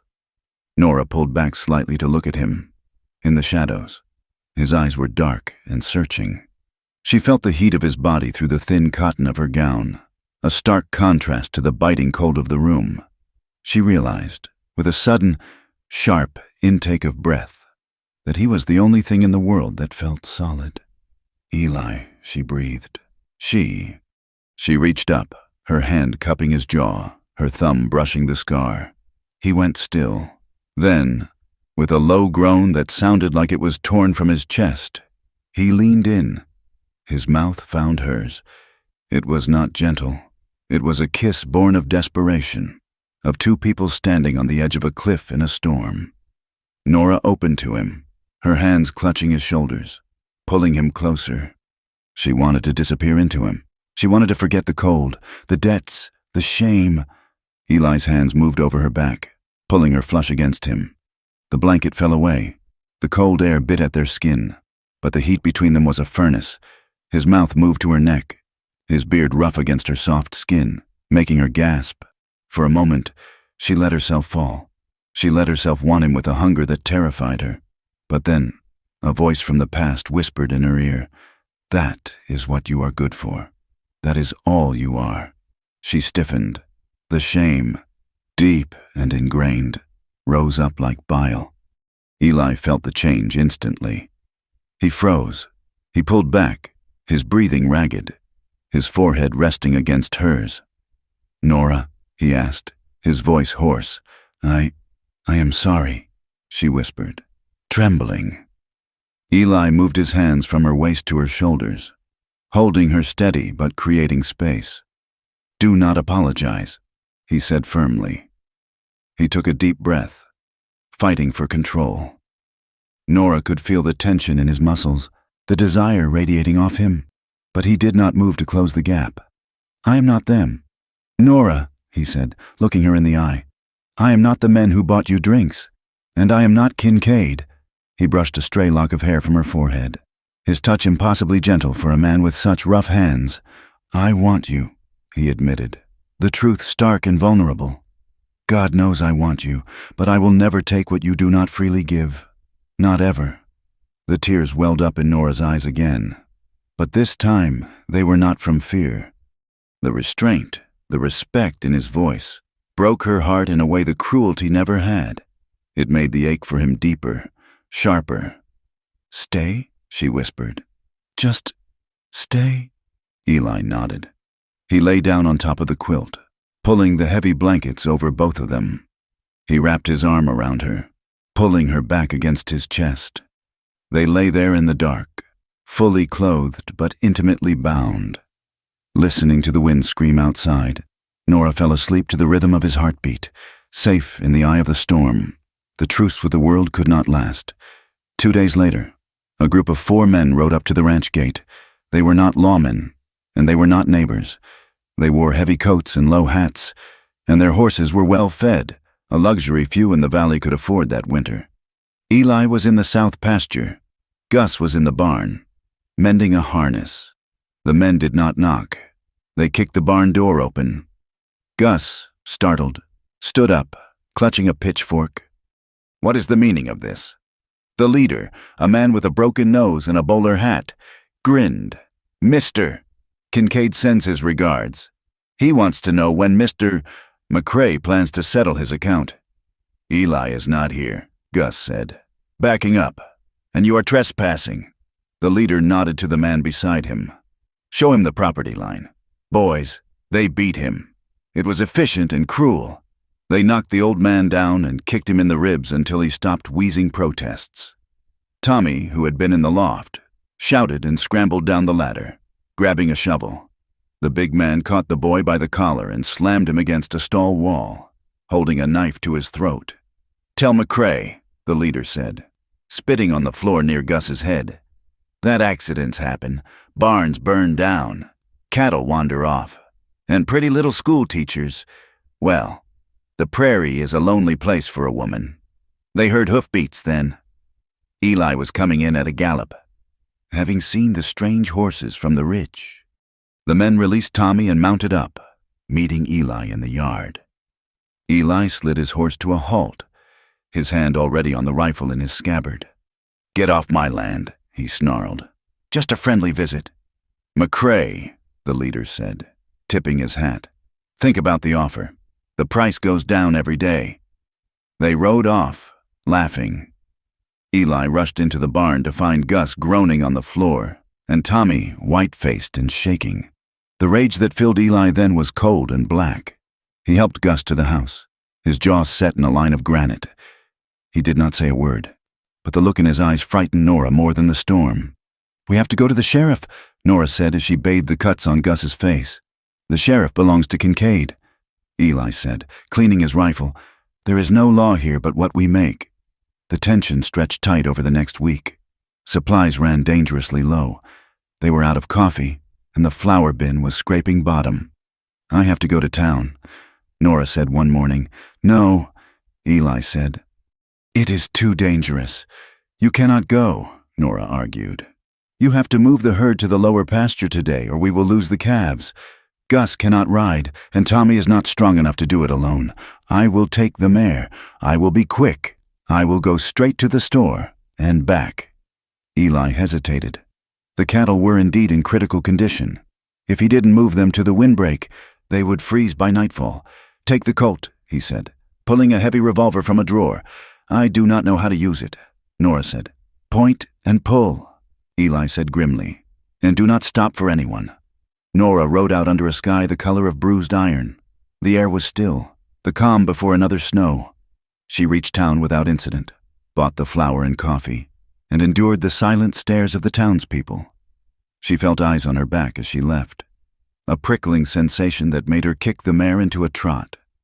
She was halfway home, passing through a narrow ravine known as Devil's Cut, when the trap sprung. The silence of the afternoon was shattered by the whistle of a rope. A lariat dropped over her shoulders, cinching tight instantly. Nora screamed, grabbing at the rope, but the force jerked her backward. She flew off the mare, hitting the frozen ground with a bone-jarring thud. The air was knocked from her lungs. She gasped, staring up at the rim of the ravine. 3 men stood there. The hired men, the leader, the one with the bowler hat, jumped down the embankment, sliding in the scree. "Well now," he leered. "Look what we caught. A little bird." Nora scrambled backward, her hands scraping against the sharp rocks. She reached for the saddlebag where the gun was, but the horse had skittered away. Frightened, "Please," she gasped. "Take the money. Take the horse." "We do not want the horse," the man said. He grabbed her ankle and dragged her down the slope. Nora kicked out, her boot connecting with his shin, but he just laughed. He pinned her down, his weight crushing. The smell of whiskey and unwashed wool filled her nose. "Kincaid said to scare you," he whispered, his hand grabbing the front of her coat. But he did not say we could not have a little fun first. Panic, absolute and white-hot, exploded in Nora's brain. It was the saloon nightmare come to life. She clawed at his face, her nails raking his cheek. He struck her, a backhanded slap that split her lip and made the world spin. "Hold her legs," he shouted to the others who were sliding down the bank. Then, a gunshot cracked the air. Dirt exploded next to the leader's head. He froze. On the opposite rim of the ravine, a rider sat silhouetted against the gray sky. Eli. He did not speak. He spurred his horse, and for the second time in their lives, Nora watched him launch himself down a sheer embankment to save her. He hit the bottom of the ravine like a landslide. He didn't wait for the horse to stop. He launched himself from the saddle, tackling one of the standing men. The fight was a blur of violence. It was not a duel. It was a brawl in the dirt. Eli fought with a ferocity that was terrifying to behold. He broke the nose of the first man with a headbutt.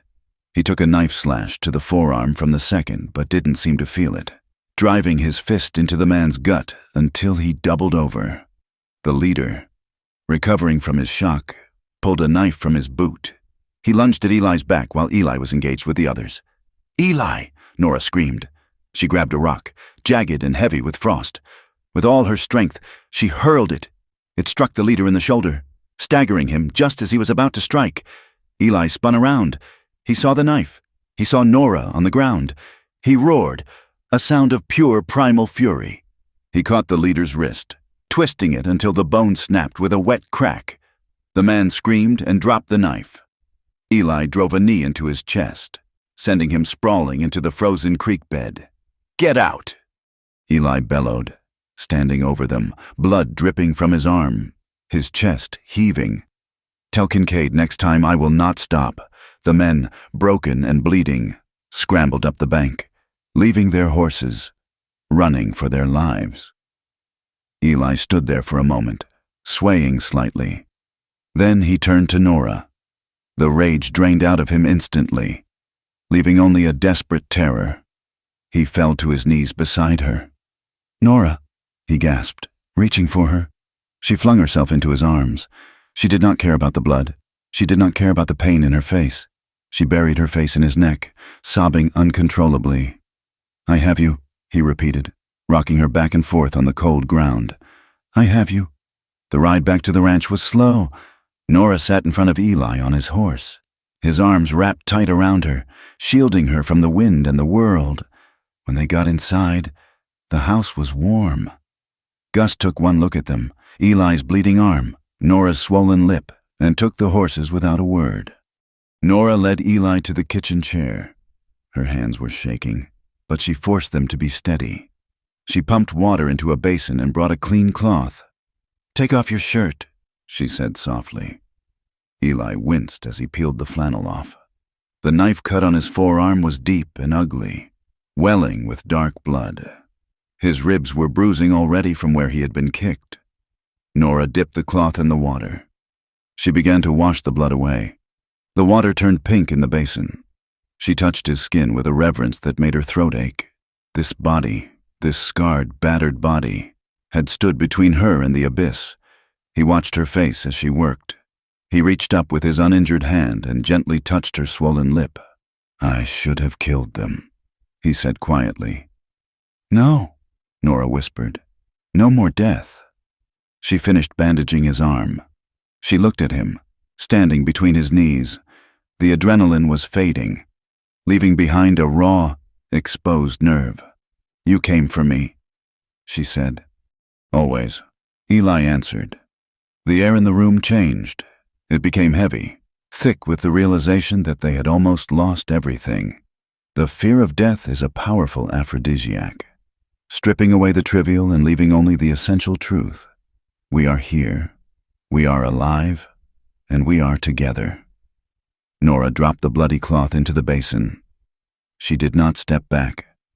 "Eli," she said, her voice steady now. "I do not want to be afraid anymore." She reached for his hand, the good one, and placed it against her heart. He could feel it beating, strong and fast. "I am freely giving," she whispered. Eli stood up. He looked at her with a fierce, possessive love. He did not ask again. He swept her up into his arms, ignoring the pain in his ribs, and carried her into the bedroom. The door kicked shut behind them. There was no hesitation this time.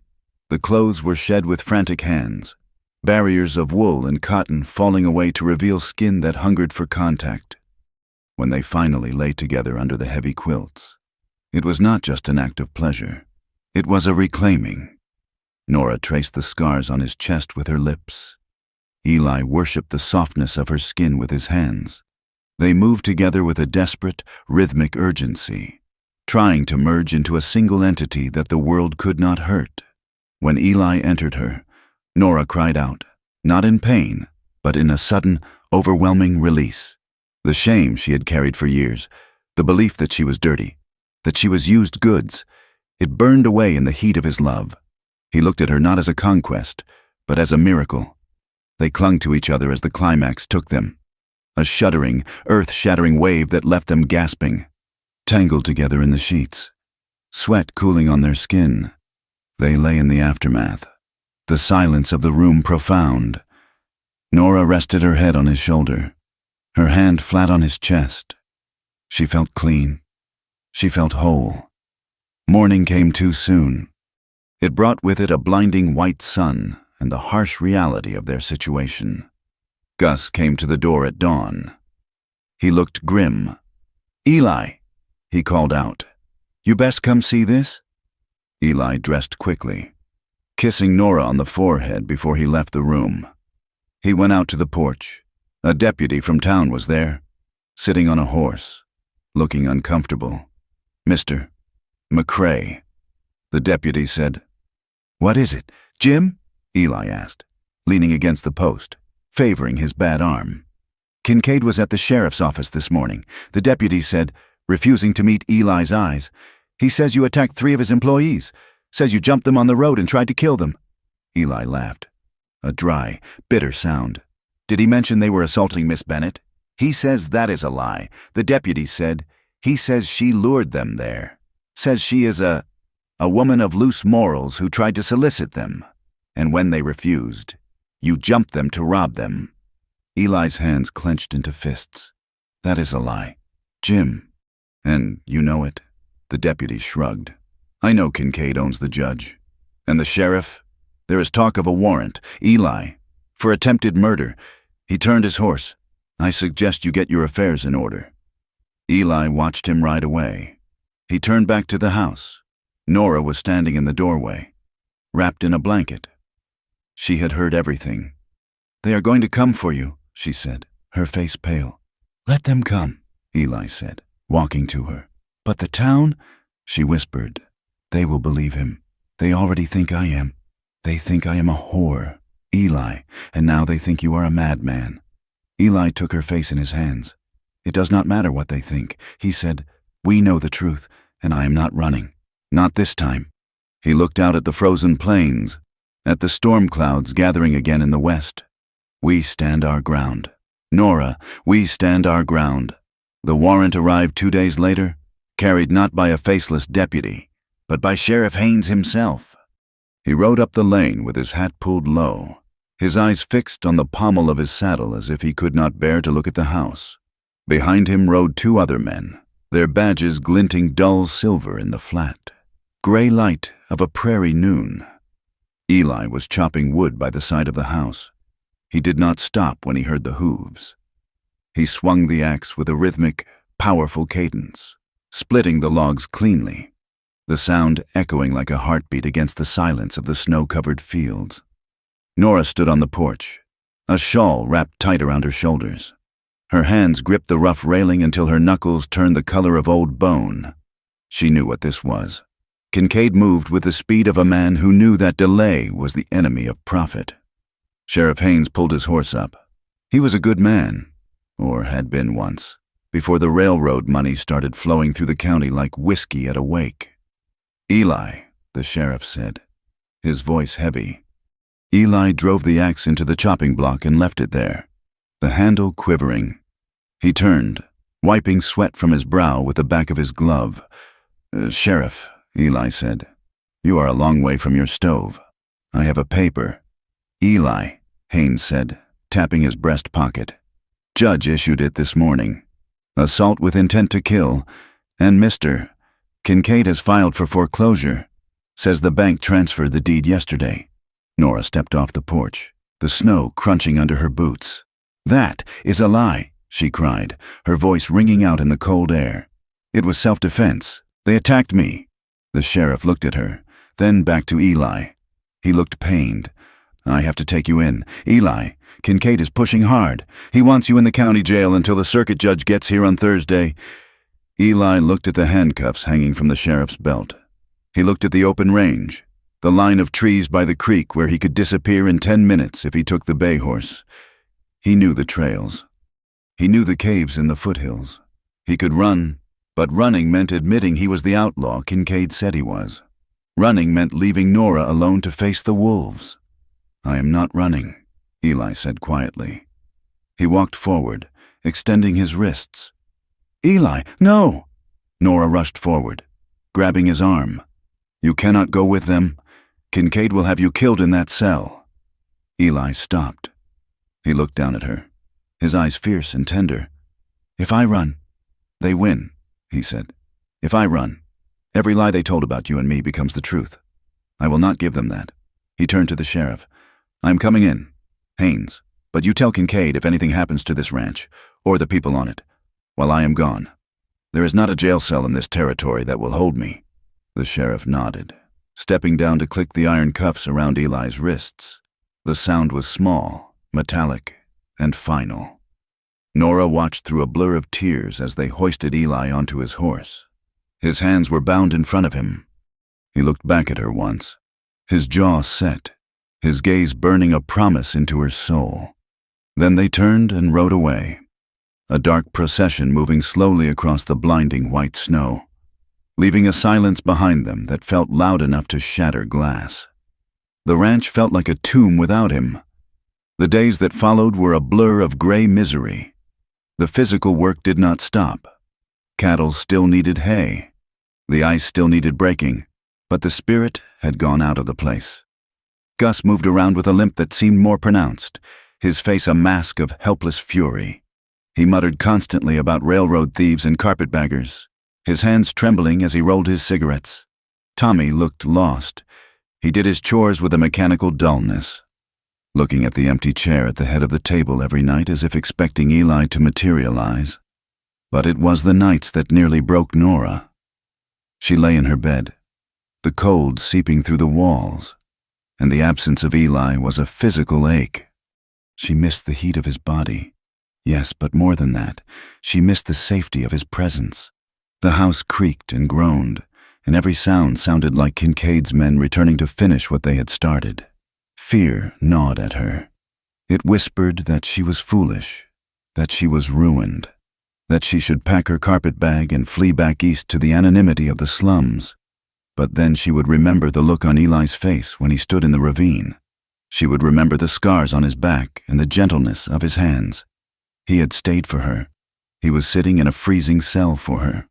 On the third morning, Nora woke up with a clarity that was cold and sharp as a knife. Silence was not safety. Silence was what Kincaid counted on. He counted on her shame. He counted on the town's prejudice to keep her quiet, to keep her hiding in the ranch house while he stole everything they had. She dressed in her blue serge dress. It was worn now, patched at the elbow, but she brushed it until it looked respectable. She pulled her hair back severely, pinning it tight. "Gus," she said, walking into the kitchen where the old man was staring into his coffee. "Hitch the wagon." Gus looked up. "You cannot go to town. Miss Nora, it is not safe." "I am going to town," she said, pulling on her gloves. "And I am not going to hide." She rode into Willow Creek with her head high, though her stomach was churning with nausea. She did not go to the jail. She went to the parsonage. Pastor Whitfield opened the door, a napkin tucked into his collar, startled to see the fallen woman on his step. "Miss Bennett," he said, his voice dripping with icy disapproval. "I hardly think. I am not here to ask for charity." "Pastor," Nora said, pushing past him into the parlor. "I am here to offer a testimony." "Mrs." Whitfield was sitting by the fire, needlepoint in hand. She froze as Nora entered. Nora stood in the center of the room. She did not lower her eyes. "You have spoken about me from your pulpit," Nora said, her voice trembling but clear. "You have called me a danger to this town. You have let Mr. Kincaid spread lies about a man who has done nothing but work this land honestly for 10 years. We know your history." "Miss Bennett," the pastor blustered. "The saloon—" "Yes," Nora cut him off. "The saloon. Let us talk about the saloon." She took a step closer. "I sang in saloons. Pastor. I sang because my sister burned to death in a tenement fire and I had no money for a grave. I sang because the only work for a woman alone in the city is often the kind that kills her soul. Men thought my body was part of the price of a drink. They thought they could buy me. I survived. I fought them off. Night after night. I saved every penny to come here, to teach your children, to be decent." She looked at Mrs. "Whitfield, I survived," Nora repeated. "That does not make me a liar, and it does not make me a whore. It makes me strong." "And the man sitting in your jail?" He saved me from men who were sent by Silas Kincaid to rape me in a ravine. Men who work for the railroad you are all so eager to welcome." The room was silent. The clock on the mantel ticked loudly.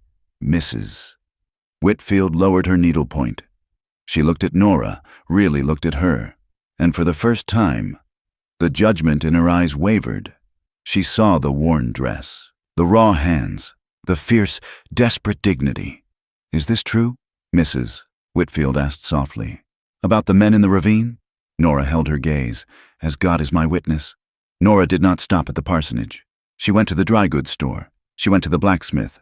She spoke to the women she met on the boardwalk. She did not shout, and she did not beg. She simply told the truth.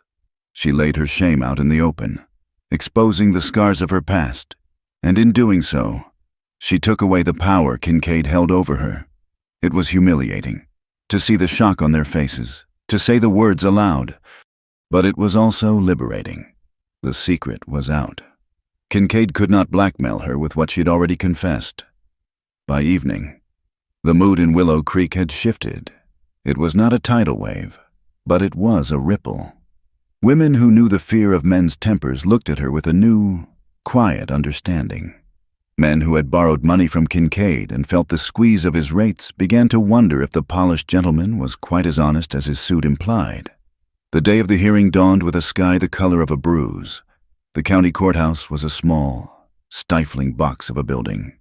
The wood stove in the corner was overheating, making the air thick with the smell of damp wool, unwashed bodies, and stale tobacco. Every bench was packed. The town had turned out for the spectacle. Kincaid sat at the plaintiff's table. He looked pristine. His suit was brushed, his hair oiled, his demeanor that of a long-suffering businessman dealing with savages. He whispered to his lawyer, a sharp-faced man from Denver, and smiled confidently at the judge. Eli was brought in through the side door. Nora's breath hitched when she saw him. He was still in the clothes he had been arrested in. He looked tired, dark circles under his eyes, and the stubble on his jaw had grown into a beard. But he stood straight. He did not slouch like a criminal. He scanned the room until he found Nora in the front row. He didn't smile, but his eyes locked onto hers, drawing strength from her presence. The judge, a heavy man named Miller with a face like a bulldog, banged his gavel. "This court is in session," Miller grunted. "We are here to hear the matter of the territory versus Eli McCrae and the petition for foreclosure brought by Mr. Silas Kincaid." The proceedings were brutal from the start. Kincaid's lawyer painted a picture of Eli as a violent, unstable drifter with a mysterious past who had brutally attacked 3 honest railroad employees. He produced the foreclosure papers, claiming Eli was destitute and refusing to pay his debts. Then they called Nora to the stand. She walked to the witness chair, conscious of every eye on her. Kincaid watched her with a smug, oily smile, expecting her to crumble. "Do you swear to tell the truth?" the bailiff mumbled. "I do," Nora said. Eli's lawyer, a court-appointed man who looked like he would rather be fishing, asked her to describe the events of the assault. Nora took a deep breath. She looked at the jury. 6 local men, ranchers and shopkeepers. "I was riding back from town." She began. Her voice was low, but it carried in the silence. "I was in the Devil's Cut. 3 men blocked the way. They pulled me from my horse." She detailed the attack. She did not use graphic words, but she described the fear, the cold ground, the smell of whiskey on the leader's breath. She described how they laughed when she begged them to stop. "Mr. McCrae saved my life," she said, looking at Eli. "He did not attack them for money. He attacked them because they were hurting me." Kincaid's lawyer stood up. "Miss Bennett," he sneered, "is it not true that you were formerly employed at the Gilded Cage Saloon in St. Louis? As a singer?" "Yes," Nora said steadily. "And is it not true that you are currently cohabiting with the defendant? Unmarried?" "Objection," Eli's lawyer said half-heartedly. "I am answering," Nora said, cutting him off. "Yes, I live at the ranch. I work there. And yes, I love him." A gasp ran through the room. "But that does not change what those men did," Nora said, her voice rising. "And it does not change the fact that Mr. Kincaid hired them." Kincaid's lawyer dismissed her, looking pleased with himself, thinking he had discredited her character. But he had misjudged the room. He had expected the town to be scandalized by her confession.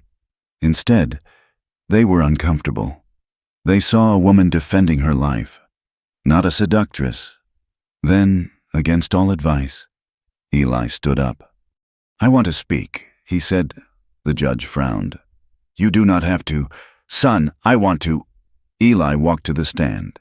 He sat down, the wood creaking under his weight. "Mr. Kincaid says I am a criminal," Eli said, his voice rough gravel. "He says I am a danger.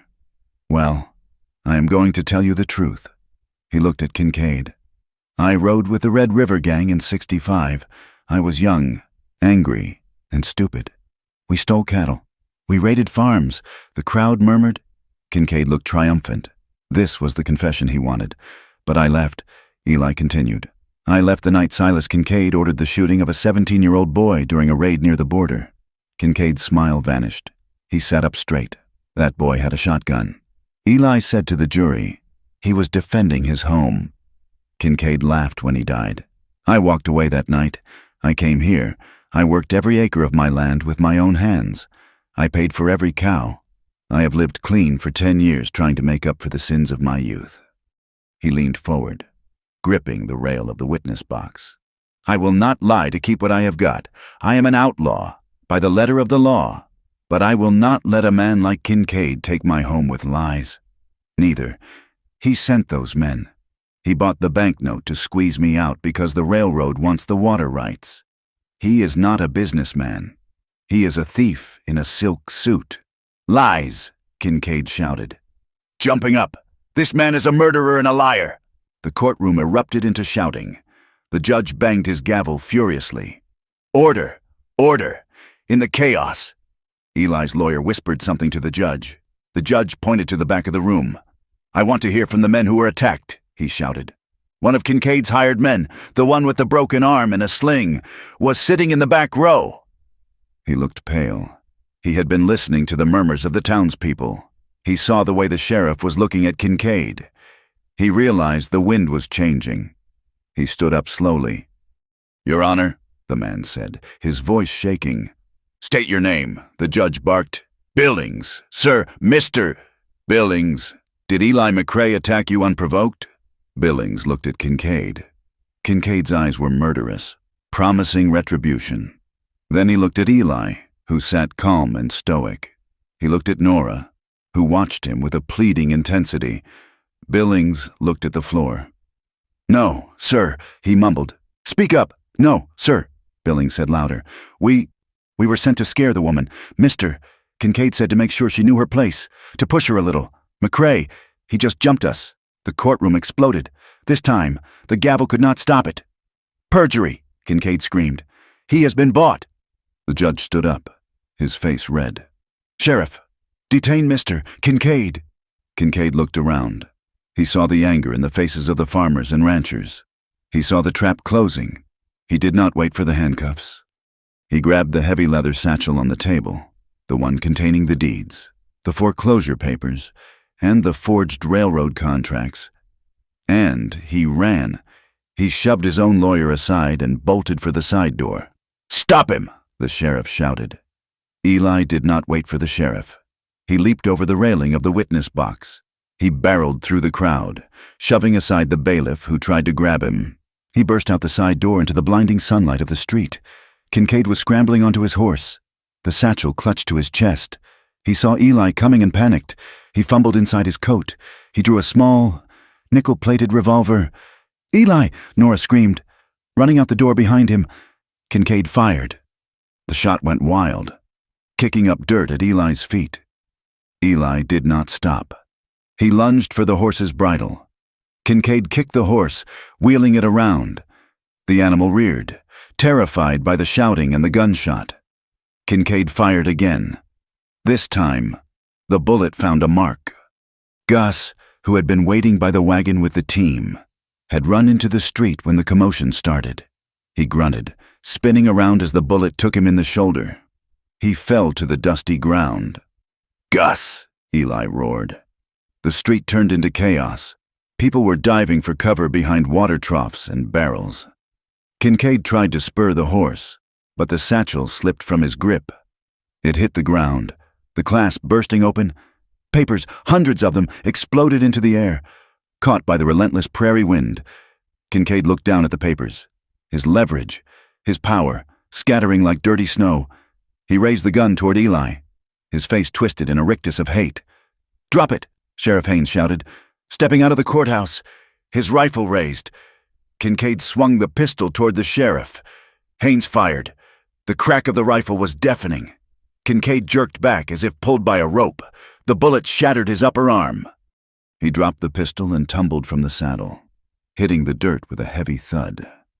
Silence slammed back down on the street. The wind whistled. Carrying the papers down the street, a deed fluttered past Nora's feet. She looked down. It was a foreclosure notice for the Miller Ranch, dated 3 weeks prior to the actual loan default. A forgery. Eli stood in the middle of the street, chest heaving. He looked at Kincaid, who was writhing in the dust, clutching his shattered arm. Then he ran to Gus. Nora was already there, pressing her shawl against Gus's shoulder. "Is he?" Eli gasped, dropping to his knees. "I am fine," Gus wheezed, his face gray. "Just a scratch. Eli, just a damn scratch. But I think you got him." Eli looked up. The townspeople were creeping out from cover. They were picking up the papers. Mr. Abernathy, the banker, picked up a sheet of paper. His face went white. This is a transfer of water rights," he stammered. "It is signed by me." "But I never signed this." Another rancher held up a document. "This says he owns my south pasture. I never sold it." The realization rippled through the crowd.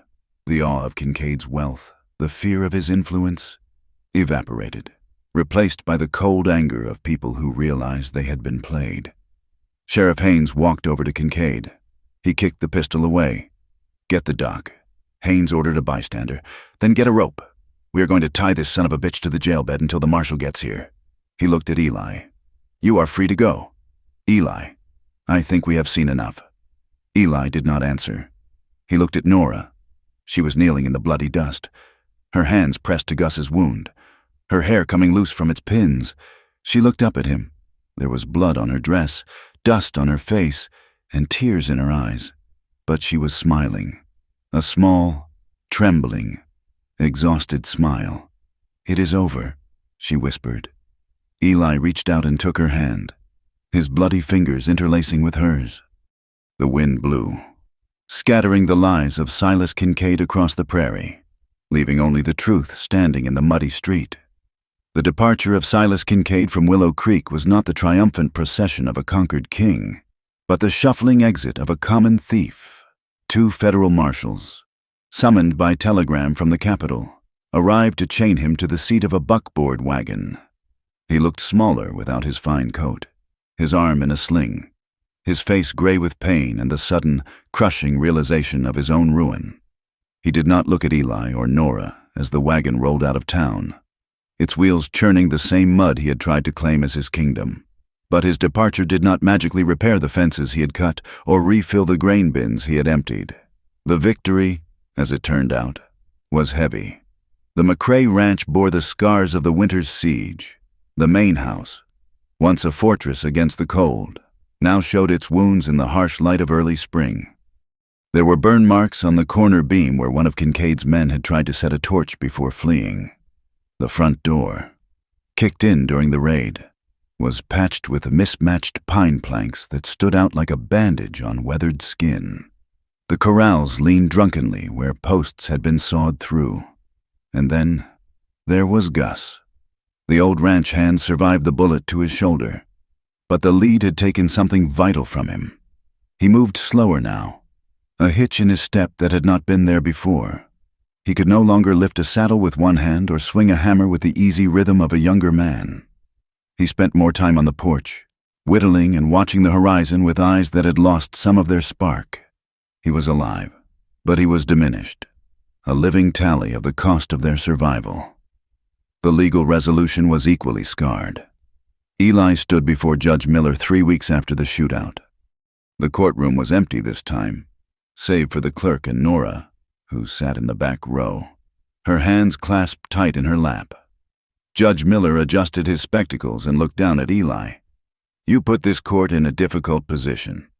Mr. McCrae," the judge said, his voice echoing in the hollow room. "You stopped a fraud. You likely saved this county from a predator. And the testimony of Miss Bennett regarding the ravine, well, it paints a clear picture of self-defense." He paused, shuffling papers. "However, I cannot ignore the law. You are a confessed participant in the Red River raids. You rode with outlaws. That is a matter of public record now. You cannot put that genie back in the bottle." "I'm not asking to," Eli said, standing tall. "I am done hiding." The judge nodded slowly. "Good, because if you were, I would have to put you in a cell. As it stands, considering the time elapsed and your assistance in apprehending a federal fugitive, I am sentencing you to a fine of $500, and you will be on a probationary status for 2 years. 1 step out of line, 1 brawl in a saloon, and you will serve the time for those cattle raids." $500, Eli repeated. It was a fortune. It was more money than he had seen in 3 years. "You have 6 months to pay," the judge said, banging his gavel. Case closed. They walked out of the courthouse into the blinding spring sunshine. They were free, but they were shackled by a new weight. The foreclosure was nullified. Kincaid's fraud had seen to that, but the original debts to the bank remained, compounding with interest, now added to the crushing weight of the court fine. They rode back to the ranch in silence. The relief of avoiding prison was tempered by the crushing reality of the work ahead. It was a muddy, imperfect kind of justice, the only kind the West seemed capable of offering. The town of Willow Creek did not transform overnight. There were no parades, no sudden embrace of the woman they had scorned. Prejudice, like the deep roots of the sagebrush, was hard to pull out. When Nora walked into the general store the following Tuesday, the conversation still died. Mrs. Gable still looked uncomfortable when Nora asked for credit. There were still mothers who pulled their children to the other side of the street, whispering that a court victory did not wash away the sins of a saloon singer. But there were cracks in the ice. One afternoon, a week after the trial, a buggy pulled up to the ranch. Nora was on the porch, mending a shirt, when she saw the stiff, upright figure of Mrs. Whitfield, the pastor's wife, climbing down. Nora stood up, her heart guarding itself against another attack. Mrs. Whitfield walked up the steps. She carried a basket covered with a checkered cloth. She stopped at the railing, looking at the patched door, then at Nora. "Mrs. Whitfield," Nora said, her voice neutral. "Miss Bennett," the older woman said. She seemed to struggle with the words, her mouth working silently for a moment. She thrust the basket forward. "I brought some sourdough bread and a jar of peach preserves." It is from the cellar." Nora looked at the basket, then at the woman's face. She saw the conflict there, the lifetime of rigid morality, warring with the undeniable truth of courage she had witnessed in the courtroom. "Thank you," Nora said softly, taking the basket. Mrs. Whitfield smoothed her skirts. "My husband? He is a man of the book. Miss Bennett, he sees the world in black and white. But I suppose the good Lord sometimes writes in gray." She looked out at the fields. "What you did in that courtroom, speaking of your sister, and those men, it was a brave thing. I do not know if I could have done it." She turned back to Nora, her eyes meeting hers for a brief, honest second. "We are not friends.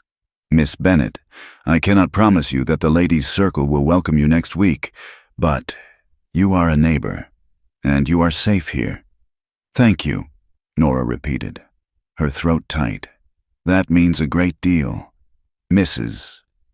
Whitfield nodded briskly, the moment of vulnerability passing as she retreated into her shell. She marched back to her buggy and drove away without looking back. It was not forgiveness. It was not acceptance. But it was a truce. And for Nora, standing on the porch with the heavy basket in her arms, it was enough. That night, The reality of their future settled over the ranch. The wind had died down, leaving a sky so thick with stars it looked like spilled sugar on black velvet. Eli and Nora sat on the porch steps, wrapped together in a single heavy wool blanket against the lingering chill. Eli was smoking a cigarette, the ember glowing bright orange in the dark. He looked tired. The lines around his eyes seemed etched deeper than before. $500, he said, the number hanging in the air like smoke, plus the bank notes, plus feed for the stock we have left. We will manage, Nora said, leaning her head on his shoulder. Will we? Eli asked. He sounded rough, doubting. Nora, look at this place. It is broken. I am broken. I am a man with a criminal record and a mortgage that would choke a railroad tycoon. He turned to look at her. His face shadowed. You could go, he said softly. You are clear of Kincaid now. You could take the stage, go to San Francisco, or Denver. Start over where no one knows the name Bennett or McCrae. You could find a real school, a real life. Not this. Scratching in the dirt. Nora pulled the blanket tighter around them. She looked out at the dark shapes of the hills. I ran for a long time. Eli, she said, I ran from the fire. I ran from the saloon. I ran from the shame. I thought if I just kept moving, I would find a place where I was clean. She turned to him, reaching up to touch the rough stubble on his cheek. But I realized something in that courtroom. You do not find that place. You make it. She took his hand, his calloused fingers engulfing hers. I am scared. Eli, I am scared of the debt. I am scared the town will never truly let me be just a teacher. I am scared that the winter will come back and try to kill us again. She paused, her voice dropping to a whisper. But the thought of being safe somewhere else, without you, that scares me more. Eli made a sound in his throat, a low rumble of emotion. He dropped his cigarette and crushed it under his boot. He turned his body, pulling her fully into his arms. I have nothing to give you. Nora, he rasped. Just hard work and a leaky roof. You are wrong, she said fiercely. You gave me back my life. You gave me a reason to stand up. Eli buried his face in her neck, breathing in the scent of her, soap and wind and woman. You are my home. Nora, he whispered against her skin. Not this land, not the house, you.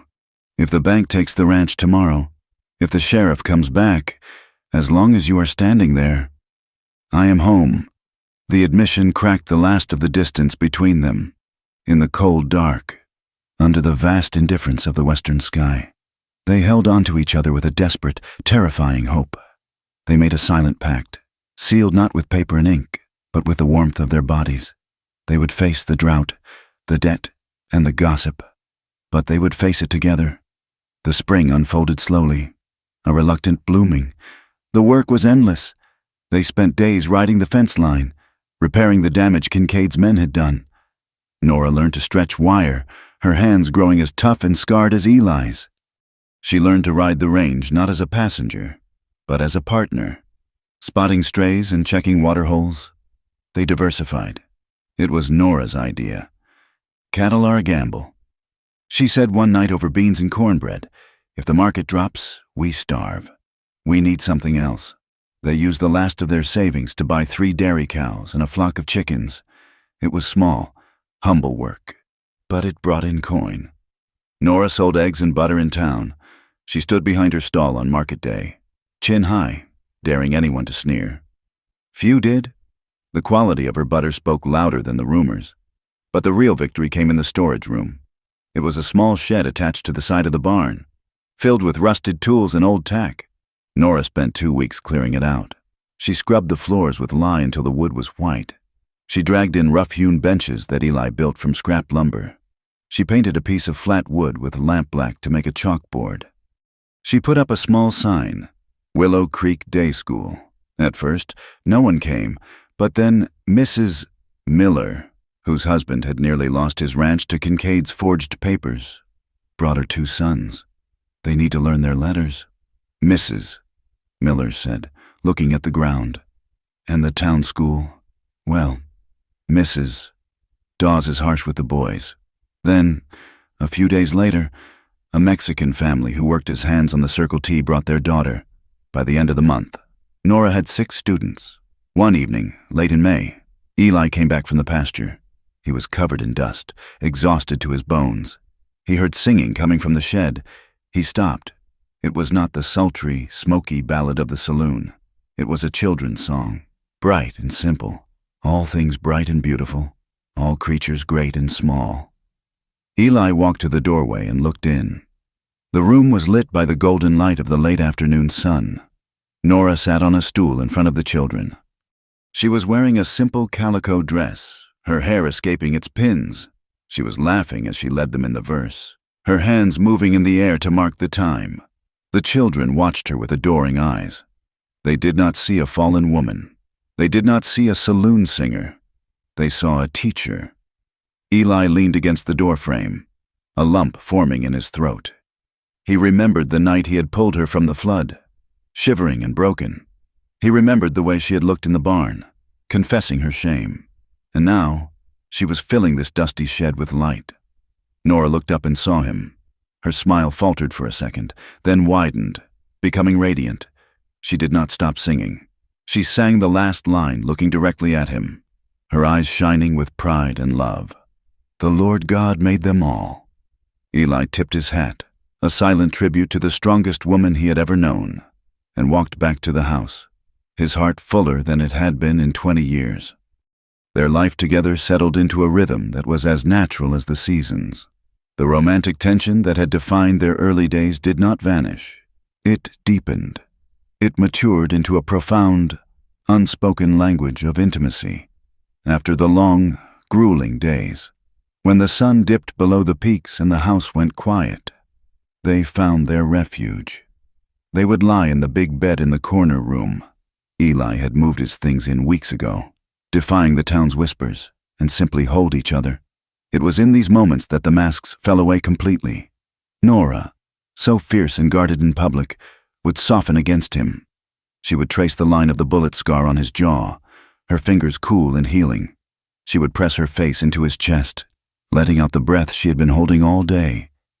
Eli, the man of stone and silence, would whisper to her. He would tell her things he had never told another soul, his fears, his regrets, the dreams he had buried when he was a young man. Their physical love was not just desire. It was an affirmation of life, in a world that was constantly trying to break them, to freeze them, to starve them. Their passion was a defiant fire. One night, after a particularly brutal week where they had lost a calf to wolves and the pump handle had snapped, their lovemaking was desperate, almost frantic. They moved together with a hunger that bordered on pain, clinging to each other as if the bed were a raft in a stormy sea. When it was over, and they lay tangled in the sheets, sweating and breathless, Eli kissed her forehead. "We are still here," he whispered. "We are still here," Nora answered, pulling his arm tighter around her waist. It was their prayer. It was their victory. June brought the heat, and with it, the unpredictable violence of the high plains weather. The day started hot and still, the air thick enough to chew. By afternoon, the sky to the west turned a bruised purple, stacking up in towering anvils of cloud. Nora was in the yard, taking the laundry down from the line. She was rushing, watching the lightning flicker in the distance. The sheets snapped in the sudden gusts of wind. She had an armful of white cotton when the sky simply opened up. It was not a gradual start. It was a deluge. The rain fell in sheets, warm and heavy, instantly soaking her to the skin. Nora shrieked, half in surprise, half in delight. The water washed away the dust, the sweat, the heat. Eli came running from the barn, a grain sack held over his head. "Nora, get inside," he shouted over the roar of the rain. He reached her, grabbing her arm to pull her toward the porch, but she stopped. She stood there in the mud, water streaming down her face, her dress plastered to her body, her hair dark and wild. She looked at him, blinking through the drops, and she began to laugh. It was a full, throaty laugh, free of fear, free of shame. Eli stopped, staring at her. He dropped the grain sack. The rain soaked him instantly. running down his neck, darkening his shirt. He looked at the woman he loved, standing in the storm, not cowering, but rejoicing. Nora grinned at him, wiping water from her eyes. "Mr. McCrae," she shouted, her voice joyous and teasing. "You are getting me all wet again." Eli stood frozen for a second. The memory of that first night, the cold, the fear, the absurdity, rushing back. But this was different. This was not a rescue. This was a life. A grin cracked his weathered face. He threw his head back and laughed, a sound that startled the horses in the corral. He stepped forward, wrapping his arms around her waist, lifting her off her feet. She shrieked again, wrapping her legs around him, burying her face in his wet shoulder. "I reckon I am," he growled playfully. "And I reckon you are not melting." He spun her around in the rain, their laughter mixing with the thunder. Two fools dancing in the mud while the world washed clean around them. They collapsed onto the porch, breathless and dripping.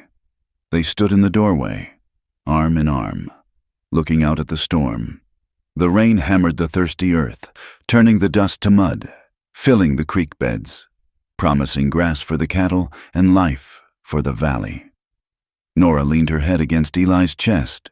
She felt his heart beating, steady, strong, enduring. She knew the storm would pass. She knew there would be others. There would be droughts that cracked the earth. There would be sickness. There would be men like Kincaid who saw the world only as something to be devoured. There would be neighbors who never quite forgot the scandal. But as she watched the rain fall on the roof of the barn where she taught children to read, and looked at the fields where they had bled and fought to stay, she felt a peace she had never known in the city. She looked up at Eli. He was watching the sky, his hand resting protectively on her shoulder. "We have a leak in the roof," he noted dryly. "I know," Nora said, smiling. "We will fix it. Together. Together." The camera of the mind pulls back slowly. It leaves the two figures silhouetted in the doorway of the small, battered ranch house. They are wrapped around each other, a single shape against the vast, gray curtain of the rain.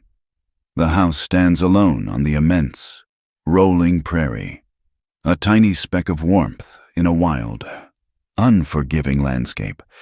Distant thunder rolls, a low growl that fades into the sound of the falling rain. The storm is not an enemy anymore. It is just part of the land, and within that fragile shelter, a woman with a stained past and a man with scarred hands hold on to each other, to hope, and to a love that has survived both storm and fire. The screen fades to black. Thank you so much for listening to this story. You're getting me all wet. It has been a pleasure to bring Nora and Eli's journey to life for you. I would love to hear from you. Please leave a comment below and let me know where you are listening from. Did you enjoy the ending? What did you think of the justice Eli and Nora found? If you enjoyed this story, please make sure to subscribe to the channel From Wild West for more tales of romance, grit, and survival on the American frontier. Share your thoughts in English in the comments section. I read every single one. Until next time, keep your powder dry and your heart open.